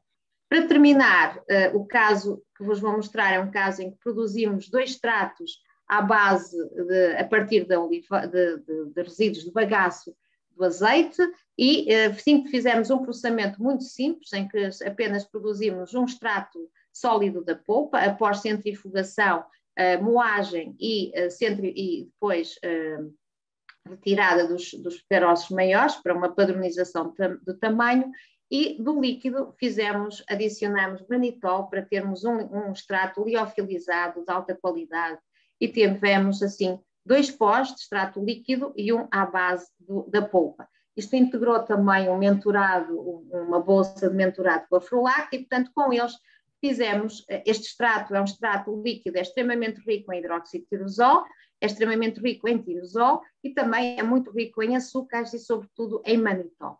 Do outro lado também temos a fibra, que é correspondente ao extrato que tivemos, o pó que veio da polpa, muito rico em fibra e também com 11,5%, 12% de lípidos poliinsaturados. Portanto, extratos muito interessantes para incorporar num iogurte. E foi assim que também, em parceria com a Frulac, desenvolvemos os iogurtes com a estratégia do pó com fibra, rico em fibra. Portanto, o objetivo era aproveitar este pó com fibra e termos um iogurte com uma fonte de fibra com um valor superior a 1,5 gramas de fibra, e conseguimos atingi-lo. E também fizemos com o extrato líquido, conseguimos enriquecer para termos uma alegação com os 5 miligramas de hidroxitirosol.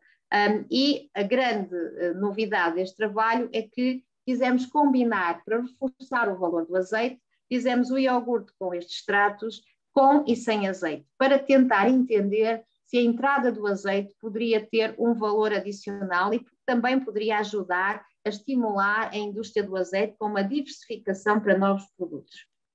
E, portanto, o que nós fizemos a seguir foi, de facto, desculpa, mas o que nós conseguimos então foi, para o nosso controle, portanto não tivemos nem fibra naturalmente, nem tem fibra, nem hidroxitirosol.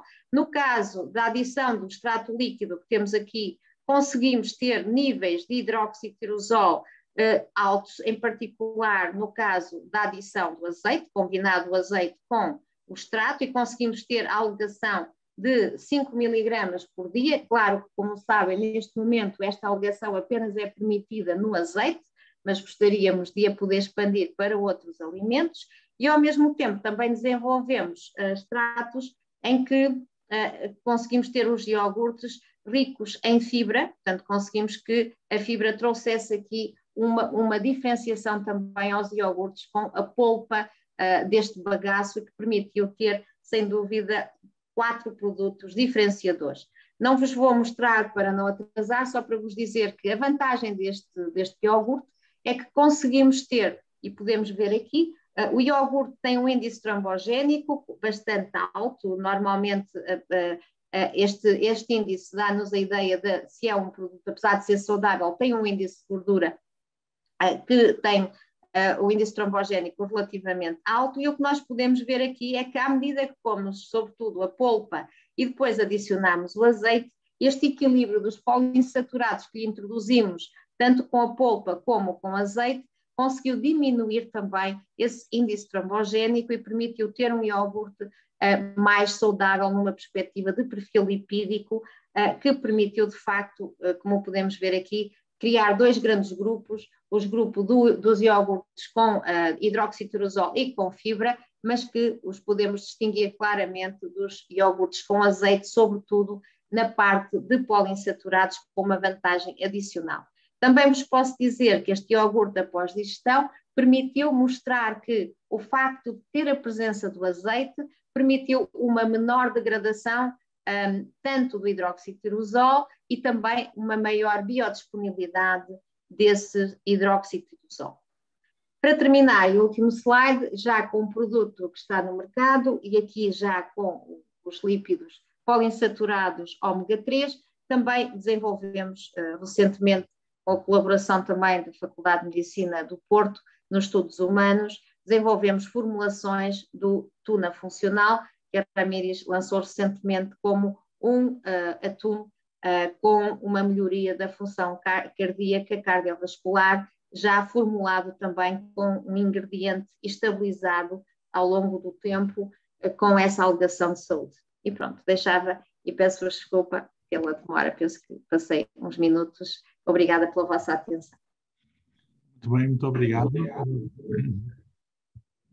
Peço desculpa por uma dificuldade de visualizar. Muito bem, acho que já estou a conseguir. Muito bem, muito obrigado à doutora Manuela Pintado pela sua apresentação e agradeço a todos os participantes. Eu suponho que consigo ver toda a assistência. Se alguém quiser colocar alguma questão, pode colocá-la desde já aos nossos oradores. Eu, de qualquer dos modos, para lançar o debate, deixaria aqui uma questão a cada um. O engenheiro Fábio Carvão falou-nos essencialmente, deu-nos uma perspectiva daquilo que são a utilização de insetos a nível mundial e também na Europa. E eu deixava aqui uma questão que eu não me pareceu assim abordada, que é que tipo de trabalhos é que têm sido feitos relativamente à toxicidade deste tipo de produtos. Estou convencido que há muitas pessoas no mundo que comem insetos na sua alimentação diária, mas não sei se nós, por exemplo, europeus, temos isso no nosso desenvolvimento genético e se alguns desses produtos não serão, portanto, tóxicos para nós. Portanto, qual será o ponto da situação relativamente a essa questão? Para o Dr. Alexandre Gonçalves, que nos trouxe aqui um exemplo muito aplicado relativamente à incorporação, enfim, de um produto que é um subproduto e uma incorporação direta num produto alimentar através da alimentação das ovelhas. Eu queria, não me pareceu ver referido qual a aceitabilidade deste novo queijo, portanto, no mercado. Pareceu-me que tinha sido feito um estudo sensorial, mas não sei se um estudo de mercado foi feito. Gostava de saber sobre isso. A doutora Manuela Pintado trouxe-nos aqui uma perspectiva de muitos projetos desenvolvidos com incorporação, portanto, a extração de elementos funcionais e incorporação noutros alimentos ou conjugação de alimentos com vantagens nutricionais para os consumidores. E a doutora Manuela Pintado, e pela experiência que ela tem, todos os projetos que tem, não só em Portugal, como também em parcerias com outros países, eu colocaria a questão, qual é, na verdade, o impacto e a aplicação que todos estes avanços científicos têm sido feitos encontraram na indústria.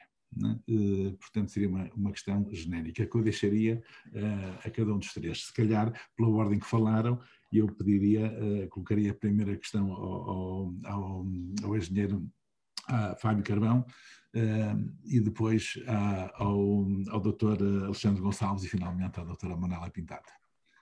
Entretanto, a assistência, se quiser participar e quiser, pronto, pôr aí uma mãozinha para a gente ver e para eu poder passar a palavra, e com certeza que os palestrantes irão ter todo o gosto em responder às questões colocadas. Podemos então começar? Certo. Obrigado pela pergunta. Relativamente a isso, eu não sei se ficou bem notório na minha apresentação. Em Portugal ainda não está legislado, ainda não está permitido o consumo de produtos à base de inseto. Existe a possibilidade, se for encomenda e se a sede for noutro país, mas pronto, isso já é entrar por caminhos sinuosos. No entanto, relativamente ao que me perguntou, existe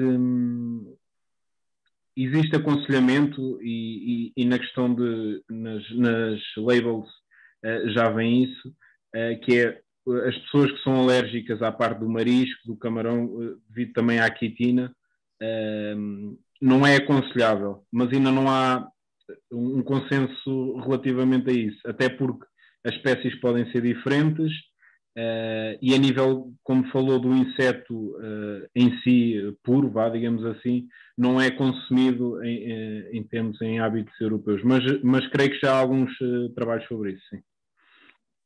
Muito bem, muito obrigado. E agora, o Dr. Alexandre Gonçalves. Sim, obrigado.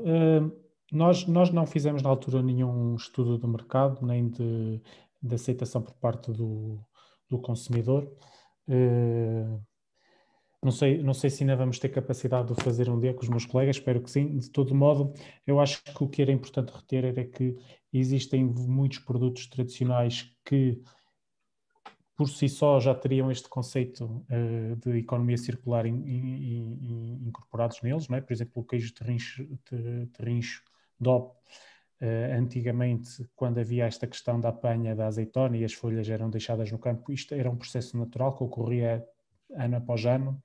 E eu acho que aqui o que é importante era referir que estes produtos poderão se diferenciar através destas rotulagens com alegações nutricionais e, em alguns casos, alegações de saúde que poderiam fazer e que poderiam depois aumentar-lhes a competitividade, por exemplo, no caso de exportação, e diferenciá-los dos outros produtos que estão no mercado. Acho que isso era a mensagem a reter.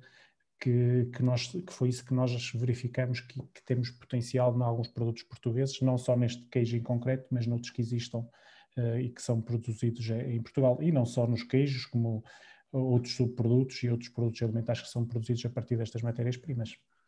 Obrigado.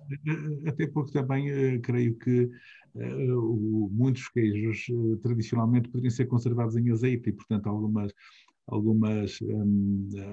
esse facto poderia também ser usado como questão de marketing, assim, para claro que sim. Ajudar a contribuir para o sucesso do produto, não é? Muito bem, a doutora Manuela Pintado. Sim.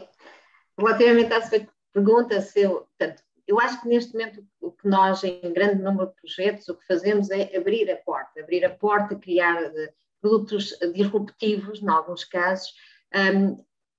A disrupção, sobretudo o grande problema do alimento funcional que falámos, tem a ver com os ingredientes que não têm alegações de saúde. Portanto, essa é a principal barreira, porque apesar do produto ficar formulado sensorialmente e muito interessante, a empresa, apesar do seu valor, pode ter um produto inovador, mas não pode utilizar o valor da própria bioatividade para o proclamar. Portanto, esse é para mim a principal, por exemplo, que aconteceu nos tratos antihipertensivos.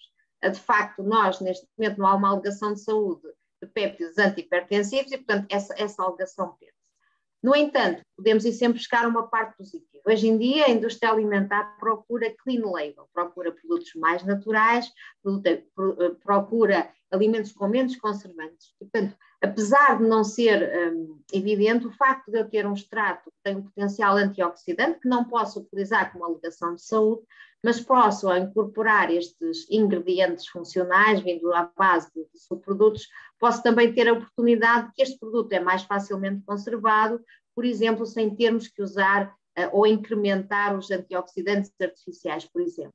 Outra situação que também é relevante, e isso assim é uma oportunidade, por exemplo, hoje em dia quase tudo o que são farinhas ricas em fibra podem ter essa alegação de fibra, portanto isso é uma oportunidade que tem crescido, eu penso que tem crescido os alimentos que têm crescido mais, são aqueles que permitem ter as alegações nutricionais ou tomar partido das alegações de saúde já existentes, como é o caso do ômega, como viram, ômega 3, ou então, por exemplo, o caso das beta-glucanas, também outra oportunidade. Portanto, aí sim, esses, eu diria, estão muito próximos do mercado. Aqueles ingredientes que levam a desafios com alegações de saúde que ainda não estão aprovadas, teremos que a indústria, penso que não deixará de os libertar para o mercado, mas aproveitando outras propriedades e criando também à volta do próprio produto outro conceito de saúde, ou saudável pelo menos, nem que pelo menos seja pelo clean label, de ter menos conservantes. Eu diria que os próximos 10 anos, esta realidade que agora ainda é escassa, vai ser realmente crescente, porque acho que as empresas procuram-no e as tecnologias também de valorização e de criação de novos ingredientes começam neste momento a ser mais otimizadas. Claro, claro. Muito obrigado. Dr. Ivanildo, suponho que queria pôr uma questão. Obrigado. Sim, eu tinha duas questões, para o engenheiro Fábio e talvez aqui uma nota relativamente ao Dr. Alexandre Gonçalves.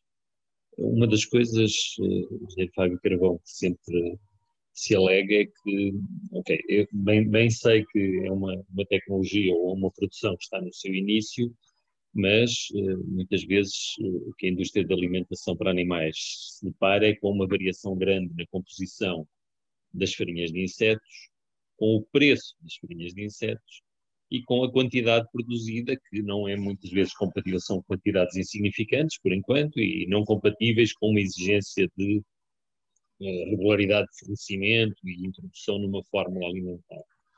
Eu gostava que me falasse um pouco sobre isso.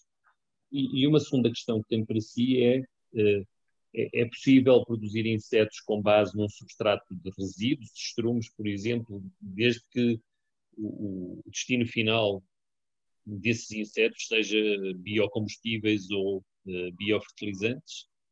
Porque me parece que, de facto, neste contexto sempre muito destrutor da União Europeia, de, por um lado, querer ser disruptiva, mas sempre com, eu diria que em alguns casos com a psicose da segurança alimentar, é possível ou não produzirmos insetos com base em substratos deste tipo, estrumes, churumes, e ter esse destino final para os produtos?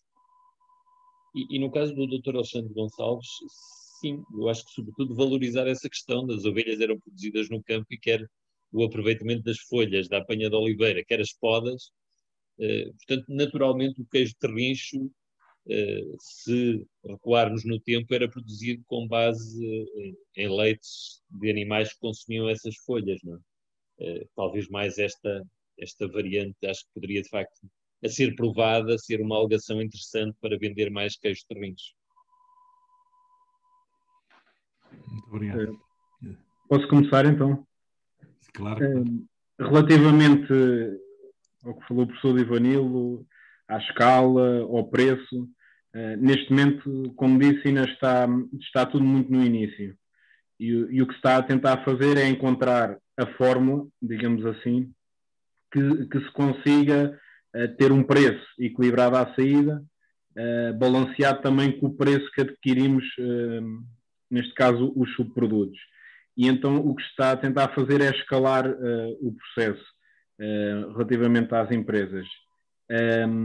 Acho que vai ser um caminho ainda difícil, até porque, como disse, não se pode dar tudo e está correto, não conseguimos criar insetos de maneira nenhuma em estrumes, em churume, o princípio da precaução, como disse, e tivemos agora o exemplo se calhar, da vacina da AstraZeneca, que toda a evidência apontava, por exemplo, a um sítio, e parámos a vacinação e se calhar teve mais sequelas do que proveito, mas sim, acho que vai tudo dependendo da escala, e o que se está muito a fazer é, imaginemos, eu tenho uma indústria, produz um subproduto, e então a fábrica, digamos assim, de insetos é posta ao lado, ou seja, existe logo uma canalização de aproveitamento. Eu falei no caso de uma empresa em Nova Feed, eles em França estão situados ao pé da fábrica da Tareus, e então o que fizeram foi logo uma conduta e em parceria, e então o subproduto entra logo na fábrica, e lá está, se conseguimos reduzir os transportes e todo esse custo associado, a matéria final também será mais barata. E o Dr. Alexandre? Sim, olá, professor Divino, obrigado Não foi uma questão, foi mais uma observação, mas sim, concordo claramente consigo, que é isto, e era aquilo que eu estava a tentar transmitir há pouco, que eu acho que as tradições mostram que a economia circular é importantíssima num modelo produtivo sustentável. Era algo que era feito pelos nossos antepassados e que nós vemos que provavelmente tem pernas para andar no futuro. E deixo-vos aqui também uma questão interessante, que é o queijo de terrins por si só, que nós utilizamos como controlo, permitia automaticamente a alegação nutricional do ácido linolénico. Não permitiria o CLA, que aumentou 50%. O aumento de 20% no ácido linoleico, por causa das folhas, ou seja, passamos de 0,3 gramas para 0,4 gramas por 100 gramas. Mas as 0,3 gramas do controlo já permitem fazer a alegação nutricional de fonte de ômega 3. Portanto, o queijo de terrins já tem esta possibilidade de ter desta alegação de fonte de ômega 3. Portanto, eu acho que o importante aqui é que estas mensagens e que estes trabalhos passem para os produtores tradicionais, para que eles possam diferenciar-se, porque uma pessoa quando vai a um hipermercado e vê, e temos uma infindável linha ou montra de queijos ou de outros produtos, e a única forma de vingar é serem competitivos e distinguirem-se da concorrência. Portanto, por aí acho que claramente acho que o caminho é por aí. E também, se me permite, então também tinha uma colega aqui para o nosso colega dos insetos, se nos consegue dizer quando é que nós podemos esperar ter snacks de insetos à venda no mercado português, produzidos em Portugal? Isso não consigo dizer, porque é uma questão de legislação. Já existem empresas que já têm barritas, já têm bolachas, já têm mesmo um inseto desidratado que se pode comer como snack, mas esperamos que seja no final deste ano, mas não posso comprometer enquanto a isso. Bom, é giro, Fábio, creio que também queria colocar uma questão. Sim, para a doutora Manuela, isto também porque acabei há pouco tempo o mestrado e tenho uma dúvida relativamente quando se faz os projetos, tem em conta o ser possível depois economicamente para as empresas. Eu vou explicar porquê. Resumidamente, eu fiz a minha tese e testei substrato de a levedura de cerveja, mas seca no tenebrio molitor, e secar, por exemplo, levedura de cerveja com 90 e tal por cento de água, não iria ser eficiente, mas entram com isso ou não entram e depois pensam nisso? Como é que fazem essa? Obrigado. Sim, obrigada pela pergunta, Fábio. De facto, essa é uma pergunta pertinente. Neste momento, como sabe, a levedura de cerveja praticamente em Portugal, o que ela faz, ela tem um custo, ela é vendida fresca com um valor muito baixo, sei, terá perto dos 50 euros a tonelada, por aí, e depois tem neste momento uma secagem dessa levedura que é praticamente integrada na alimentação animal. Depois, obviamente, a secagem é tão cara que vai aumentar 10 vezes o preço, normalmente, que é o normal. E o que é que acontece? Ela está a ser integrada na alimentação animal, portanto, aqui nós também temos essa vantagem. A levedura a 2%, o primeiro ingrediente é muito baixo, mas podemos dar um valor acrescido muito grande, né? Porque quando vamos incorporar a alimentação animal, esse valor é muito baixo. Estamos a discutir na alimentação animal, numa formulação total, discutimos euros, cêntimos às vezes, né, de diferença. Nós aqui podemos dar a 2% de levedura, que na alimentação animal não tem valor, tem muito reduzido, ao colocá-lo como pré-biótico e com outras propriedades, podemos de facto dar-lhe muito mais valor. Portanto, o valor económico nestes produtos funcionais não é o problema, ok? Qual é o principal problema aqui às vezes? Tem a ver também ainda com a regulamentação, né? Portanto, temos que ter a levedura estabilizada, temos que ter mas neste caso a questão económica não se coloca muito. O que é que se coloca? Coloca-se no ingrediente, ok? No ingrediente, neste caso a levedura não é problemática, no caso da levedura seca direta, mas no caso da hidrólise, quando fazemos o ingrediente, o valor do ingrediente, nós fizemos os cálculos e, de facto, o ingrediente não tem um valor muito caro. Estamos a falar do ingrediente, eu penso que na altura fizemos os cálculos, daria à volta entre 30 a 50 euros o quilo, e, portanto, isso é perfeitamente aceitável. Mas posso dizer que há muitos ingredientes que, pela tecnologia, e muitas vezes porque a base de cálculo desse ingrediente tem a ver com a quantidade que em Portugal se pode utilizar de subproduto ou que está disponível, esse é o grande problema destes ingredientes à base de subprodutos. Ou temos realmente uma escala de subproduto em quantidade que assegura a sustentabilidade económica do ingrediente, ou então tem o problema que acabou de dizer. Não conseguimos, de facto, ter, com os custos envolvidos na extração e na secagem, não conseguimos ter, se não for em quantidade, um valor razoável para a indústria alimentar. Portanto, aí concordo, mas há alguns que neste momento já são compatíveis perfeitamente. Temos é que ter, neste momento, que é uma lacuna em Portugal, empresas, e sobretudo novas startups, seria o ideal, que comecem a implementar estes métodos, porque habitualmente em Portugal temos aquele problema. Há muita gente a gerar subprodutos, mas essas empresas não são aquelas para já que querem ter os ingredientes. E, portanto, temos aqui um gap em Portugal que é muito importante cobrir nos próximos anos, é que é ter empresas produtoras de ingredientes que possam assegurar estes ingredientes para o mercado. Obrigado. Tenho aqui mais duas questões, pelo menos duas pessoas estão inscritas, mas eu gostava só de fazer um comentário. Eu acho que também estes ingredientes probióticos, prebióticos, etc., são muito importantes, porque hoje em dia há muitas, deixa-me dizer, como é que eu ia dizer, manias alimentares, não é? Há muitas pessoas que fazem dietas que provavelmente lhes provocaram carências. E, portanto, eu acho que há certos produtos que se puderem ser enriquecidos com enfim, uma gama de nutrientes que nós sabemos que começam a faltar na população, não é? Pelo menos em parte da população, que seria muito importante, não é? Agora, não sei, se a indústria portuguesa também é suficientemente inovadora para estar atenta a essas questões. Às vezes acho que há muita indústria, enfim, há duas ou três que muitas vezes são importantes, mas se calhar há muitas outras que... Não, isso que acabou de dizer é mesmo muito interessante. Eu não trouxe aqui, temos vários exemplos. Um dos exemplos que temos também é a farinha de bagaço, que podemos torná-la em farinha e desenvolvemos um pão com a German com esse bagaço. Conseguimos introduzir até 7,5% dessa farinha de bagaço tinto e, de facto, o objetivo era ter lá os antioxidantes, mas quando depois fizemos a composição de minerais, nós conseguimos ter uns níveis de ferro altíssimos que permitiu que esse pão pudesse ser uma fonte de ferro.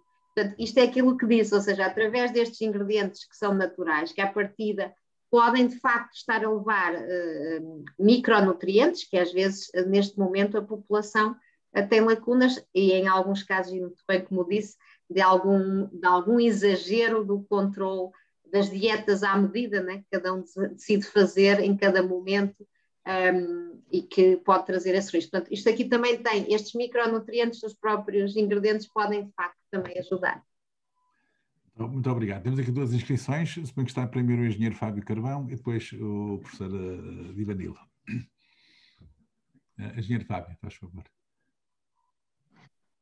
Não, eu acho que isto foi do outro ainda, que ficou com peço desculpa, então. O braço no ar. Muito bem. E o professor Divanilo tinha alguma coisa? Era uma nota. Eu acho, de facto, independentemente desta questão mais abordada pela doutora Manuela Pintado, eu gostava de destacar o papel central dos animais nesta questão da economia circular. e tão maltratados que os animais e os produtores animais têm sido nos últimos tempos. E, portanto, a indústria da produção de alimentos para animais é das primeiras indústrias que faz economia circular, não é? Exatamente. Começou a surgir, aliás, para aproveitamento das sêmias de cereais. E, portanto, o que é que seria das sêmias de cereais? O que é que seria da polpa de citrinos, da polpa de beterraba e de mais umas dezenas ou centenas de produtos que são subprodutos da indústria da alimentação humana, se não fossem os nossos animais. E, portanto, destacar aqui o papel central dos animais neste contexto. E relativamente à folha de oliveira, ainda com o doutor Alexandre Gonçalves, temos alguns trabalhos, de facto, com folha de oliveira até imunogástricos, que é uma coisa mais estranha, e contrariamente aos humanos que buscam fibra, nós às vezes temos excesso de fibra, e portanto isso para nós penaliza-nos no crescimento dos monogástricos.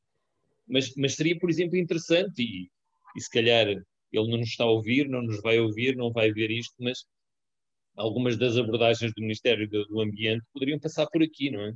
Se de facto houver secagem, houver um apoio à secagem da folha de oliveira e a sua moenda, nós tivemos que a secar, tivemos que a moer, tem uma densidade baixíssima e, portanto, ocupa muito volume no transporte, se não for granulada, mas as unidades de alimentos compostos para animais estão disponíveis a usar este produto. Em ruminantes, então, desde logo, não é? Agora, quando entramos aqui com a equação e com os euros, isto são alimentos muito pobres, não é? Tenho umas colegas que costumam dizer que são não alimentos para animais, não é? E, portanto, aqui está uma sugestão, e podia aplicar-se aos bagaços da indústria vinícola, podia-se aplicar aos bagaços de azeitona, não é? Nós estamos agora com um ensaio também com suínos e bagaços de azeitona, e a dificuldade é como é que lidamos com aquele material com tanta composição, com tanta concentração em água, e o incorporamos nos alimentos. Em termos experimentais vamos fazê-lo, secamos-lo em estufas. Em termos macro e de dimensão industrial, aquilo não é passível de ser usado fresco, não é? Tem que ser seco previamente e pelletizado, não é? Para ter uma densidade superior. Portanto, há aqui alguma coisa que eventualmente o Estado pode fazer no sentido de melhorar um bocadinho a eficiência de utilização destes recursos que estão produzidos e evitar que virem resíduos. Não é? Sim, se me permite, eu acho que não há aqui grande volta a dar, que é não pode ser o produtor a assegurar os custos, porque o produtor já está nas últimas, por exemplo, no caso do leite, não é? No leite das ovelhas, etc. Já temos poucos, e os poucos que estão pelas ruas da amargura, como se costuma dizer. Portanto, temos que haver aqui, por exemplo, eu falava ali de 71 cêntimos por quilo de queijo produzido. Para nós isso não era nada porque estávamos a pensar vender o queijo a 20 e poucos euros, mas para o produtor ele recebe o leite a 80 e poucos cêntimos o litro. Se lhe vamos querer, são precisos, já nem me lembro, 3 litros ou quase 4 litros para fazer 1 quilo de queijo. Se lhe vamos ter que, por cada 3 litros ou 4 litros de leite, vai ter que pagar 71 cêntimos só para aquela limitação de loja, não dá, isso não é impossível. Portanto, os custos têm que ser repartidos por quem processa, quem transforma, e se o Estado puder ajudar de alguma forma com alguns programas de processar a matéria-prima ou os subprodutos para que sejam de fácil acesso, e nós como temos uma rede muito grande de lagares em Trás-os-Montes, o produto está muito perto do produtor. O que era preciso era claramente isso, era processar a matéria-prima para que seja mais fácil de transportar, que seja acessível a mais animais sem ser ovelhas e cabras. Por exemplo, nós fizemos aqui um ensaiozito em Mirandela, na Escola Agrícola de Mirandela, e disseram-nos logo que em cabra não funciona igual como no coelho. Tem alguns problemas no sistema digestivo na minha área, mas disseram-nos logo que não podia ser, que só poderíamos fazer com queijo de ovelha, só nas ovelhas. Portanto, claramente acho que aqui a solução tem que ser repartida porque o produtor, o pastor, não tem capacidade de trabalhar esta solução. E se me permite só uma nota, doutor Rui Alves, é muito importante, enquanto que a doutora Manuela Pintado não está preocupada com o preço do ingrediente que vai buscar as suas capacidades funcionais, eu relembro, eu hei de relembrar isto enquanto me permitirem, não me calarem, 1 quilo de frango custa 1,45 €. Às vezes é 0,99 o quilo. Um pacote de pastilhas elásticas custa 2 €, se calhar. Portanto, não exijamos mais, eu assino por baixo aquilo que disse o Dr. Alexandre Gonçalves, não exijamos mais à produção, e custam 1,49 nos supermercados. Agora imaginem quanto é que o produtor vende aos hipermercados, não é? Portanto, vamos ter alguma... Eu acho que os alimentos devem ser baratos, o acesso à alimentação de qualidade acho que é o primeiro dos direitos, mas não podemos querer que fique tudo na base da pirâmide, não é? E que todos os custos fiquem na base da pirâmide. Não é possível, de facto. Sim, mas eu também só complementando, eu acho que o futuro, apesar de nós dizermos que já há consumidores que apoiam essa sustentabilidade e de escolher, claro que o preço ainda é o peso principal, não é? O preço, sobretudo Portugal, compra muito com preço. Portanto, não, mas acredito que pouco a pouco as taxas vão começar a ser impostas de forma a que também o consumidor possa começar a pagar mais por essa sustentabilidade. Portanto, porque a partir de certa altura, para termos sustentabilidade no sistema, temos que colaborar todos. E, portanto, esse animal que também é alimentado a um custo muito baixo tem uma pegada também muito superior. E, portanto, isto vai entrar nos próximos anos. Agora, neste momento, claramente é o preço, portanto, não vai ser aí. Agora, o que é esperado e os modelos que estão a ser implementados, se nós há uns anos atrás, nós não pagávamos taxa de lixo, não é? Hoje em dia entra na nossa casa normalmente. Portanto, eu acredito que no futuro também, pouco a pouco, essa diferenciação do que é mais sustentável, ao menos, possa começar a entrar na vida do consumidor e em toda a cadeia alimentar. E, portanto, alguém vai ter que pagar isso. Obviamente que não é, o produtor já não tem mais capacidade. E, portanto, aí vamos ter que distribuir por toda a cadeia esse peso de sustentabilidade. Eu espero que seja rápido, porque eu concordo que temos que mudar. Temos que mudar. Está sem som, professor.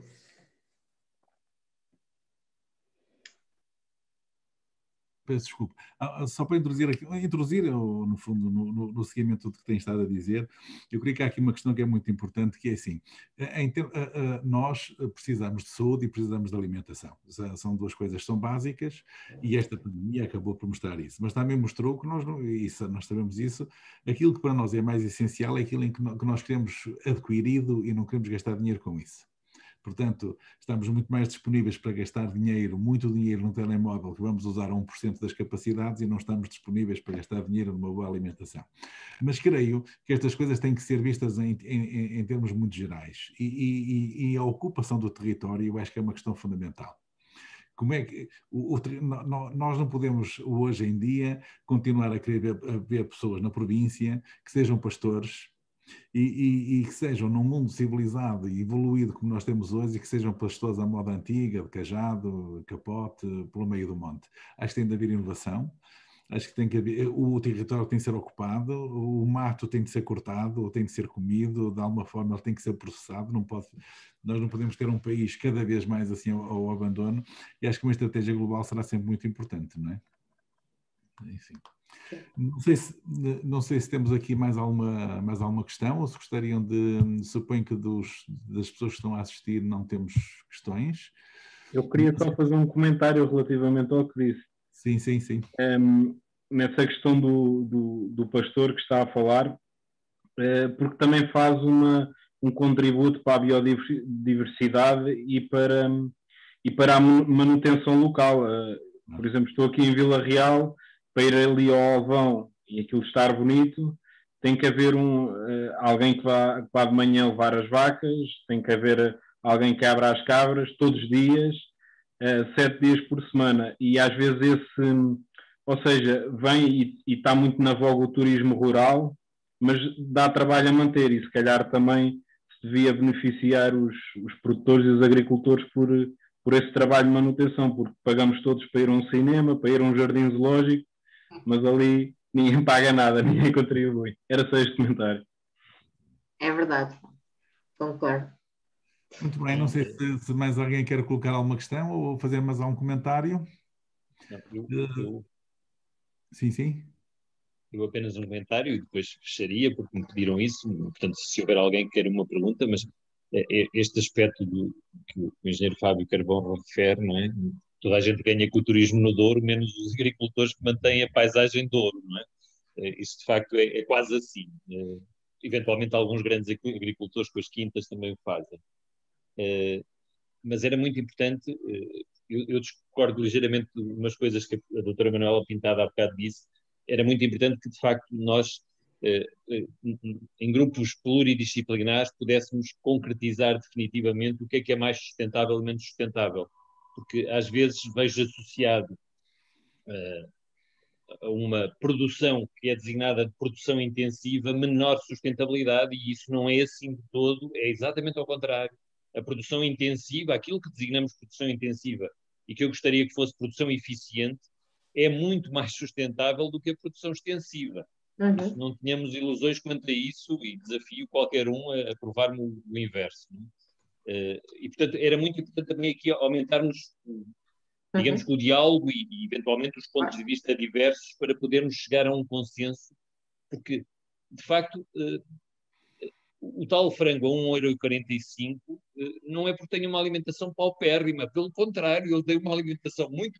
A alimentação com os animais é muito mais cuidada, perdoem-me, do que a alimentação com os humanos. Porque ela teve desde sempre subjacente as exigências estritas dos animais e a componente económica associada. E, portanto, nós não conseguimos esses crescimentos dos animais com alimentos pobres, nem com bagaço de azeitona, nem com folhas de oliveira. Esses são alimentos que eu acho que temos o dever de aproveitar, mas são alimentos pobres, não é?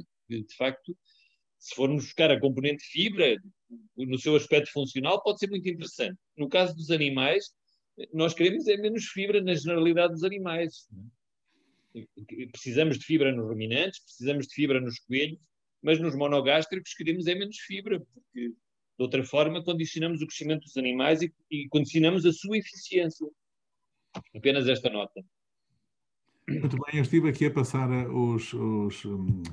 as pessoas todas que estão a assistir ao webinar, creio que não temos mais questões, e sendo assim passava a palavra ao professor Ivanildo para eventualmente encerrar a questão. Eu, por mim, agradecia desde já a todos os participantes a qualidade das apresentações e os temas são extremamente interessantes e extremamente atuais, não é? Muito obrigado, Dr. Rui Alves. Eu agradeço-lhe, antes de mais, o facto de se ter disponibilizado e também congratulá-lo com a revista que faz o favor de nos apresentar com regularidade e com temas sempre muito interessantes. E sempre aberta a todas as participações. É verdade. E que eu recebo e que vou vendo tanto quanto possível, porque não podemos dissociar a produção animal do objetivo final, ou de um dos objetivos finais, que é a alimentação humana. Ao engenheiro Fábio Carvão, doutor Alexandre Gonçalves, doutora Manuela Pintado, muito obrigado pela vossa disponibilidade, obrigado por estarem nesta iniciativa da UTAD, e desejar que no futuro possamos conversar, participar em projetos conjuntos, porque eu acho que esta conjunção alimentação humana, alimentação animal, é muito importante neste contexto de economia circular. E de um mundo que temos que, eu concordo consigo, doutora Manuela Pintado, temos que efetivamente mudar. Não sei se vamos a tempo de o salvar, não queria ser muito pessimista, as pessoas já sabem do meu pessimismo, porque eu, só para encerrar, eu acho que o grande problema somos nós, de facto, somos demasiado, não é? O engenheiro Fábio Carvão falou um pouco disso. Nós não conseguimos dar a volta ao crescimento da natalidade humana. Felizmente que aumentamos a longevidade dos humanos, mas não conseguimos simultaneamente condicionar o número de habitantes na Terra, de habitantes humanos, não é? E, portanto, não sei se vamos conseguir ir a tempo, mas, bem, ontem era tarde, hoje, em definitivo, temos mesmo que agir. Muito obrigado a todos, obrigado aos participantes que ainda permanecem connosco, e até uma próxima oportunidade. Obrigado por estarem connosco.